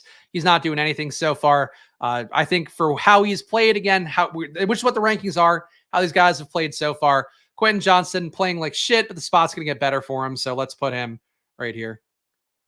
Lamar and CD for Hurts and Higgins. Yeah, it's a net neutral trade. It's like you're not doing a whole lot for yourself. You're not really hurting. I guess for the stacking part, if you want to do it, you can. But you could take that trade or not. And I just don't think it helps or hinders. It's just a trade. It's a trade for the sake of making a trade. Let's see. Rashee Rice. 0.13 EPA per pass. 23.7 snaps per game. He's running 12 routes on those. So he's running routes when he's out there. Just the workload is not there enough. He is getting red zone targets, 1 red zone target per game, 0.3 inside the 5-yard line per game. Rashee Rice, okay situation. A pretty good player. I think he's like right here. I don't think he's like doing a whole lot for me, but Rashee Rice, if there were more of a workload, if there were less bodies there, then you see Rashee Rice ascend. But right now you have Kadarius Toney doing nothing with his snaps. You have Justin Watson doing nothing with his snaps. You have MVS doing occasional something with his many snaps. There's not enough work for Rashee Rice to get him into the good spot territory. Oh, Rashad Bateman. 0.13 EPA per target on 3 targets. He is another Odell. We'll save some time. Worst version of Odell right now is Rashad Bateman. Sky Moore. Still at a negative 0.32 EPA per target, 5 targets per game, catching 2.7 of them. 1 deep shot per game. Not doing a lot with that either. 1 red zone target per game. Not doing anything with that. Underlying usage is okay, but he's not playing great. He's Brandon Cooks right now. Diggs. 0.25 EPA per target, 10.7 targets per game, one of which is a deep target. He's also getting 1.3 red zone targets per game. Air yards looking good at 105. Diggs is, again, in this A.J. Brown's here. Just no surprise, obviously. A lot of these guys that would be ADP-wise in the same range, I think rank similarly for me. I guess the big outlier would be Amari Cooper moving up there, but Diggs, to me, he's a little bit less efficient than last year. He's not quite as analytically sound as Allen. Yeah, closer to Jefferson and Chase in efficiency, but there we go. Let's see. Tank Dell. 0.64 EPA per target. That's surprisingly good. 7 intended touches per game. He's getting targeted pretty well. 24% target per route run. 7 targets per game. 1.3 of which are deep shots. He's got a 1.8 EPA on those plays. Tank looking like a mini Tyreek. Tank goes 7 targets. That good. I think he's in Waddle tier. Tank Dell already in Jalen Waddle tier to me. That is trade for Tank Dell. If you can get Tank Dell, that usage looks really good. I think that's surprising to see him be that good. And I kind of think his usage a little stickier than Nico Collins because it wasn't just like the incredible crush of volume. Though Nico does have a higher EPA. So let's bump Tank down a little bit more. Move Nico up. There we go. These guys are basically even, but Nico's in a slightly better spot. To be getting that much out of Tank, though, for what his draft capital was, that feels really good. That's an incredibly good start for Tank Dell. T. Higgins, a negative 0.3 EPA per target. Last year he was a 0.3 and change, so that's not a good start, but you should expect him to positively regress. He's getting 9.3 targets per game. He's only catching 3.3, which is terrible. A lot of that's been on him, too. Some bad Burrow throws, but a lot of drops. 1.7 deep targets per game. He has caught none of them. Has a negative 1 EPA on those plays. He is getting 1.3 red zone targets per game with a 0.7 inside the 5-yard line as well. So the usage is there for T. Higgins. He is kind of a Jacoby Myers, I think, but playing worse than him. T. Higgins goes there. Terry McLaurin. I think we're near the tail end, I believe. McLaurin, 0.24 EPA per target, playing a lot better than Jahan Dotson despite the same offensive environment. 5.3 targets per game, though, is not doing enough for you. You need to see that volume increase. He's getting 0.3 deep targets per game, has caught all of them, but that is, that's probably like just one target. But Terry McLaurin, the volume needs to get better. He's also only getting 64 air yards per game, which is terrible. This is not a great situation for Terry McLaurin. He's playing as well as he can, but for right now, he's basically Gabe Davis, and that is not what you want to see from Terry McLaurin with where he was getting drafted. Trey Palmer is basically not really a dude. 0.4 EPA per target, but getting 2 targets per game. Trey Palmer is kind of this Jalen Hyatt tier, but not as good. Trey Palmer goes here. Burks. Treylon Burks, negative 0.09 EPA per target on 4.7 targets per game. We got 1.3 of those are deep targets, but the overall volume is so low. Treylon Burks in this tier of guys that just not getting enough workload, and he's also not that good with it so far. Tyler Boyd. I feel like this is also the least sexy tier of receivers. I don't know why this lines up this way alphabetically. But yes, let's see. Tyler Boyd, flat 0 at EPA, 6.7 targets per game. No deep targets for Tyler Boyd. Tyler Boyd is mid, I guess. Well, not mid. Again, he's average. He's not mid, but he is just right here. Slightly better usage. He is a barely better Sky Moore is what I would say for him. Tyler Lockett. Tyler Lockett, 0.13 EPA. So he's getting crushed EPA-wise by DK Metcalf, which isn't a surprise given the kind of targets they get, but is noteworthy overall. Still 7.3 intended targets per game is more than DK Metcalf or Tyler Lockett. He's getting targeted a lot per route as well, 23% target per route run rate. Has not caught a deep ball yet, so he has a negative 0.5 EPA on those. He's getting more red zone targets, so that's got to flip the other way. 2.3 red zone targets per game for Tyler Lockett compared to less than 1 for DK Metcalf. So that should flip as well. Lockett, I think, is playing well, but not as well as it seems. He's just getting really good usage. So Lockett, I think, goes here. Better usage than Judy, not quite as good of a usage as Michael Thomas, Jacoby Myers. And I do expect him to get less good usage as we go. So I think he comes closer to this range as time goes on. Tyreek, here we go. The man on the thumbnail. Now we're finally at a receiver that's actually worth talking about. 0.6 EPA per target. So he's actually a little bit worse than some guys we talked about in that one metric, but that doesn't matter with the amount of targets he's getting. He's getting 11.7 intended targets per game. He's also getting 3 of those as deep targets. On 2 of those, they're catchable. When it is a catchable ball, it's 1.7 catches per game for him. So he's crushing. He's also getting 2.3 red zone targets per game, 1.3 inside the 5-yard line. So the usage is also the best in the league for a receiver. Tyreek Hill, once again, he is superior. He is your apex predator. And still, like EPA-wise, you can nickel and dime him a little bit. But Tyreek Hill, man, like that's the thumbnail guy. Always trust. If I'm putting a guy in the thumbnail, that is one that I believe in with some amount of equity. And Tyreek Hill, I think, looks like the best receiver in football right now. And the guy who, I don't know if he should have gone 101 because I think the floor games will still be there, especially when Waddle's back in. But he is currently looking like one of the best players in football. Zay Flowers, I think we have a couple stragglers to hit like Puka Nacua. Zay Flowers, 0.06 EPA per target on 9.7 targets per game, 42.7 air yards. So not good usage overall in terms of the depth of target. And also his EPA is coming down week to week. So Zay Flowers, I think, Jerry Jeudy-ish, Tyler Lockett-ish. I'll put him right between those two.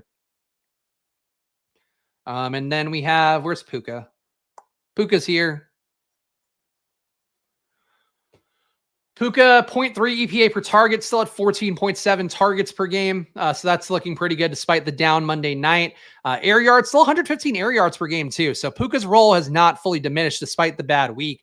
1 deep shot per game for him, 1 catching 0.7 of those, is getting 0.3 red zone rushes along with 0.3 red zone targets. The red zone usage is not great, but Puka, I think, still a very good player with a very good role.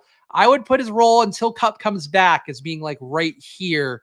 And I think the usage is a little bit better than Pittman. So he's not quite Jefferson, not quite Chase for sure. But if he keeps this underlying usage going, he's going to have more good weeks than not. So Puka Nacua goes right there. And I believe that should close us out here. We're not going to do Hardman. All right, yeah, there we go. That closes us out here for wide receivers. Okay. We have one more left, guys. We have one more left. You know what it is. It is, in fact, the tight ends. So let's look at these godforsaken tight ends. And again, you would think this is like an athletic pursuit given how exhausted I feel towards the tail end of this. But hey, guys, please do subscribe. Please do hit the like button. Here's a bigger version. Please leave a comment down below. I'm doing this for my personal prep process, but also because I think it does highlight some stuff that might be counterintuitive, highlight some things that might be useful. It is a labor of love here for 2.5 hours every Wednesday. So please hit that like button. Please subscribe. Please leave a comment and all that. Do you have Cup coming back? I mean, I have him coming back, yeah, but I'm not going to rank him here because I don't really know where he should go. If he does come back, he probably comes back to where I had Puka, but a little bit less of a great spot. I think he's going to hurt Puka really badly, and then Puka's going to hurt him just enough, and Tutu as well. Tutu's look pretty explosive, so I would say for Cup, I would put him in that same area, but a little bit further back. But he should be back, after next week. So we'll see, or after this week rather. But we'll see how that goes with the hamstring stuff. And hopefully some of the specialists that he saw really helped him out. All right, tight ends. Cade Otton is number one. We don't have any tight ends with an A name. All right. Cade Otton, 0.08 EPA per target, 3.7 targets per game. Let's just establish this is kind of okay. I think that's Cole Kmet. Well, Cole Kmet, we'll look at you in a minute. Cade Otton goes right here. Chig Okonkwo. Chig, 3.3 targets per game, negative 0.25 EPA. He's not playing well. He is the inverse version of Cade Otton. This is not impressive usage. There's going to be a lot of shitty tight ends. So we're going to breeze through this as best we can. Cole Kmet, 0.37 EPA per target on 5 targets per game. Actually looking pretty good. It's so odd that the Bears pass game is this bad when Kmet looks okay and DJ Moore looks okay. Better than okay. They both look pretty good. Mooney looks bad, but the pass game should be better. So I think if you could buy in on Bears, we keep having people asking about these trades and shit. If you're going to buy in on a guy, buy in on somebody who's meaningfully low with a guy who's artificially high. So maybe you trade Raheem Mostert for Justin Fields. That's the kind of trade you make. And I think that's one where I would bet on this getting better because these guys actually don't look that bad. But Cole Kmet for right now goes right here. Fields isn't letting go of the ball. I mean, again, he complained about he feels like he's too mechanical, being too overcoached. They just need to let him play fucking playground ball. I know that sucks. I know coaches never want to do that, but some guys just need to play playground ball, and I think Justin Fields probably needs to play playground ball. Dallas Goedert up to a negative 0.1 EPA, but still last year was, I think, the highest EPA tight end in the league at a 0.5. So he's really playing like shit compared to how he played last year. 5 targets per game for Dallas Goedert, 0.7 of which are deep targets. He's getting 0.3 inside the red zone. The role is whatever. He's playing poorly. He is a poor version of Cole Kmet for right now. Dalton Kincaid, 0.1 EPA per target, 4 targets per game. Just not enough usage. 0.7 inside the red zone. This is an okay situation for Kincaid, but again, he's just another dude here. Better version of Cade Otton in both fronts there, but just not a lot to love. Not a lot to love. Dalton Schultz,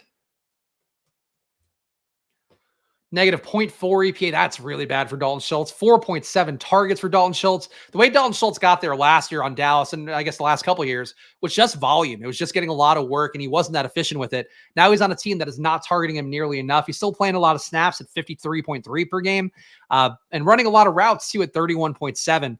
But he's just not getting looks. And if he gets looks, you probably see less for Tank Dell and also less for Nico Collins, and you don't want to see that. So I think Dalton Schultz, better usage than these guys, but playing worse. So Dalton Schultz goes there. Yeah, I think that's a fair point. You don't want to see, if you're a Tank Dell or Nico owner or just somebody who enjoys football, you probably don't want to see Schultz get more targets because there's going to be uglier targets overall. Darren Waller, 0.04 EPA per target on 6.7 targets per game, 0.7 of which are in the red zone, getting 0.3 deep shots per game, but hasn't caught one. Darren Waller's usage is not that great. Definitely not worth the draft capital he went at, but it's a little bit better than Goddard, and he's a little better with it. So we'll put Darren Waller right here. It's tight end is so... This position just sucks. I don't think you should eliminate tight ends or anything, as a fantasy position, but it's just not fun. It's not fun at all.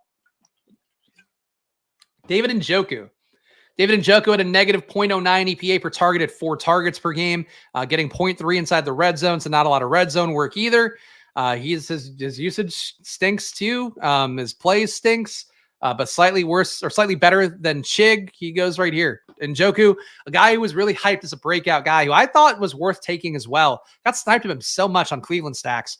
He's just not looking like he's worth it, though. I think a lot of that is Deshaun Watson's fault. Like, Deshaun is just kind of killing the value of everybody who's not Amari Cooper, which sucks because I think Njoku actually does have some skill. Dawson Knox, not as good as Dalton Kincaid, negative 0.2 EPA per target, 3.7 targets per game, still playing 51.3 snaps. So a lot of snaps for Kincaid and Knox together. Yeah, the red zone work is better for Knox, 1.3 red zone targets per game, 0.7 inside the 5-yard line. But the overall usage is bad enough here that I think he just goes worst version of Njoku right now. Evan Ingram,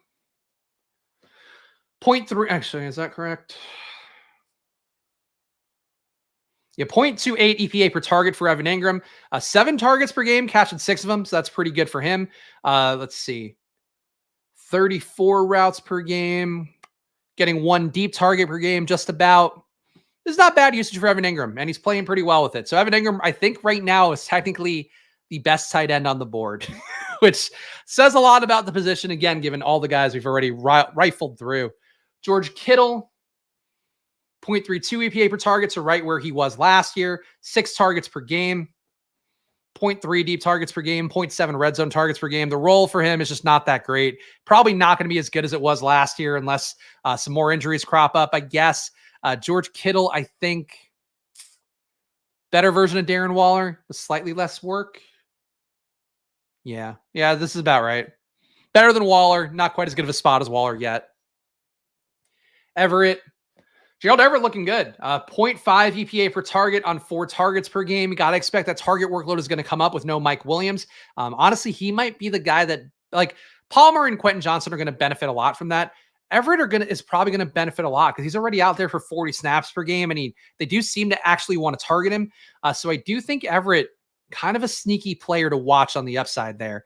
So Gerald Everett, let's go with him as a slightly less good spot than Darren Waller and George Kittle, but a slightly better player right now. Honestly, I guess he should go like right here. He's better than Cole Kmet right now, or at least comparable. Let's put him even there, but not as good of a spot.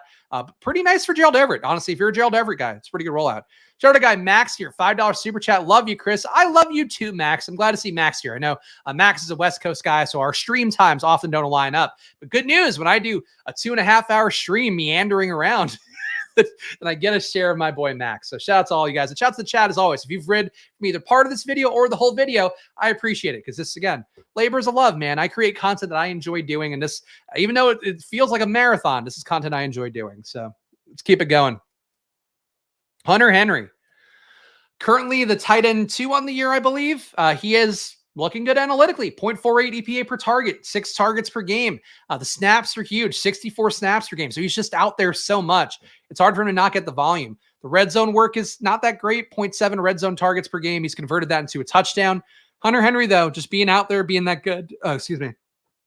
I think he goes, the workload's coming down a little, whereas Ingram's is going up. I think Hunter Henry right now, better version of Evan Ingram. Honestly, the spot's pretty close to 1-to-1.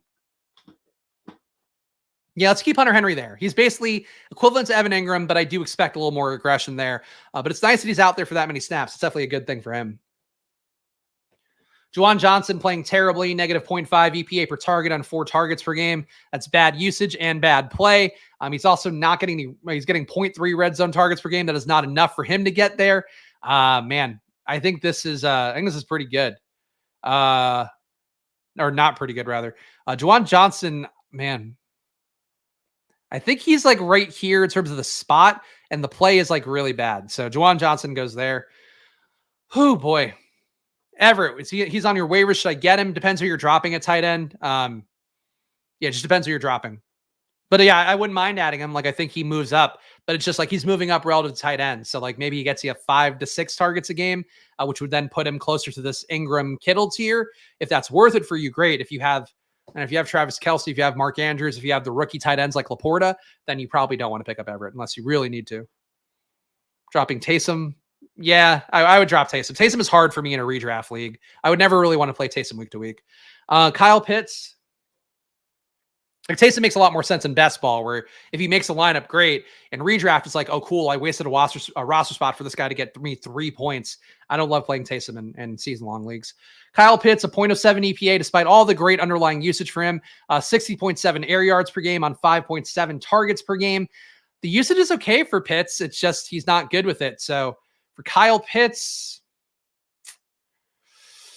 he's basically Darren Waller, slightly worse Darren Waller, I think. Got offered Cup for Najee and Sutton. Yes. That's a yes. To get anything you do to get rid of Najee, do it. Musgrave could be better if I'm being honest. Musgrave too, one of those guys that maybe probably gets hurt a little bit by Christian Watson being back in, but also could be helped by just drawing a little bit more attention away from him. But Musgrave on the year, a .23 EPA per target on 5 targets per game, also getting 1 deep shot per game, but is not linked up with Jordan Love that well, only a .01 EPA. 1 red zone target per game as well for Luke Musgrave. Usage is pretty good. The usage, I think, puts him right here, and he's slightly better than some of these guys. So Musgrave, I think, goes right here. He's a little bit clumsy. I agree. Musgrave's biggest problem is his feet. Definitely a little clumsy, but so athletic that he makes up for it. But yeah, he's a rookie tight end. I think he's going to clean some of the stuff up as he goes. And two, like there was one play for Green Bay last week where he's wide open down the seam and Jordan Love just overthrew him.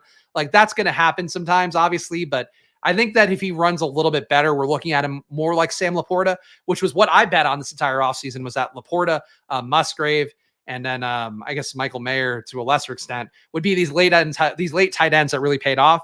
And I do think Musgrave still has the same usage to pay off, but he just hasn't had the big games yet. Not going to rank Schoonmaker. Mark Andrews, 0.15 EPA on 6.5 targets. So we are basically looking at slightly better version of the elite tight ends that we talked about. Slightly better version of Kittle and Waller is Mark Andrews. Analytically, not as good as Hunter Henry, not as good as Evan Ingram. He goes there. Michael Mayer, I'm going to rank Michael Mayer just to flog myself. I'm very upset at Michael Mayer and his usage patterns. Oh my God, negative 0.2 EPA per target for Michael Mayer. Granted, he only has 0.7 targets per game on 26 snaps. They're just not giving him the ball. He's basically being used as a blocker. When he's out there, he's running 11 routes. He's also getting targeted 6% of the time when running a route. That is so low. Tight ends usually get targeted 20 to 25% per route. This is really bad for Mayer. I don't get it. I don't get what they're doing. He needs to get out of the doghouse, but for right now, he's got to go. He's the worst. He's the worst tight end. And it bums me out because it's got to get right before week 17 because I got a lot of Anthony Richardson and Michael Mayer I need for week 17. But for right now, Michael Mayer looks egregiously bad, and I'm ashamed for him. Noah Fant, 0.55 EPA per target on 3 targets per game. So pretty effective, bad usage, not getting any red zone. Or actually, no, getting 0.3 red zone targets per game and 0.3 deep targets per game. So some work, not enough there, but playing pretty well with it. So Noah Fant, Dawson Knoxy. In the Dawson Knox plane, but a better player so far. Oh, God. Freiermuth. Negative 0.35 EPA per target on 3 targets per game. 1.3 red zone targets per game. That's pretty good usage. The spot is okay as a result, but he is basically a worse version of Dawson Knox right now. That is not what you want to see at Pat Freiermuth. Everybody on Pittsburgh is suffering, but this is not good for him. Laporta, almost done. Laporta. 0.12 EPA per target, 7.3 targets per game, though. That's the best workload we've talked about so far. 0.3 D targets per game. We saw that convert into a touchdown this week. Laporta, I think, is already going to be like right here, and he should come up in terms of being a superior player as we go. So this is a great rollout for Sam Laporta. Great Laporta start. And I think for him, he is a guy as well. I would be willing to trade for him right now, though it's probably a ceiling. If he has a down game next week, I would be willing to go back there. Laporta, if you didn't draft him, I think he is the rookie that looks like the rookie to own and was going for very cheap for most of the draft process. TJ Hawkinson, 0.07 EPA per target on 9.3 targets per game. Volume, highest volume we've talked about so far, but really just kind of average with it. I think he goes in a better spot than Laporta, but not quite as good of a player. Hawkinson goes there. Travis Kelce. Oh, Taylor Swift. We'll get it out of the way. All right, Travis Kelce, 0.3 EPA per target, 8.5 targets per game, getting 3 red zone targets per game, 0.5 of which are inside the 5-yard line. This is the best role in football, if not the best analytic player in football. He goes right here. This is the best tight end spot we are going to find today. I guess he is technically our apex predator at tight end, but I don't feel like he's analytically quite as good as Hunter Henry and Evan Ingram have been. But Travis Kelce, Apex Predator. So we got a bunch of Dolphins and Travis Kelce, and Durham Smythe is not even on the graphic. But for prosperity, Durham Smythe, 0.3 EPA per target, 3.7 targets per game, 0.3 red zone targets, all of which have been inside the 5-yard line.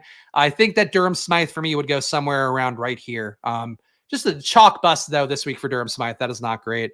All right, there we go, guys. We ranked them all. We ranked them all. We did it. Thank you guys for watching this one. Please, before you go, please make sure to hit the like button. Please subscribe down below. Splash Play in the March of 3,000 subs. I do this for the love of the game. I do this to prepare myself, and I do this to hopefully prepare you guys as well. So that's what the SPAGS rankings are. Superior players, great spots. That's what matters in fantasy football. So please come along this ride every Wednesday. Of course, go check out Probably. Go to probably.com. You heard Ben earlier winning so many bets that DK is limiting him. You can do that too with probably.com, and it's for free. And actually, our Probably score calculations, you can scroll through and find the best bets. That's going to be free in perpetuity. We're going to have some other things that we charge for, the sorting stuff, to see the most profitable bets. That's going to be what we charge for and Probably. But the main thing, the main functionality we've decided is going to be free forever. So go to probably.com, support what I'm doing there, and support yourself by helping yourself win more bets or win more when you bet and also lose less, even if you lose. So that's what Probably is all about. Follow me at Chris Spags. Follow the show at Splash Play Pod. I'll be back on Friday. Tomorrow we'll be, of course, in New York for the passing of my grandma. So no showdown video, but come back on Friday. We will do the usual fantasy football gauntlet then. Thank you guys for hanging out. I know this is a journey. I know this is a haul, but this is what the work looks like, guys. So let's keep doing it. I'll see you guys later in the week. Enjoy your days. And, of course, good luck. Bye.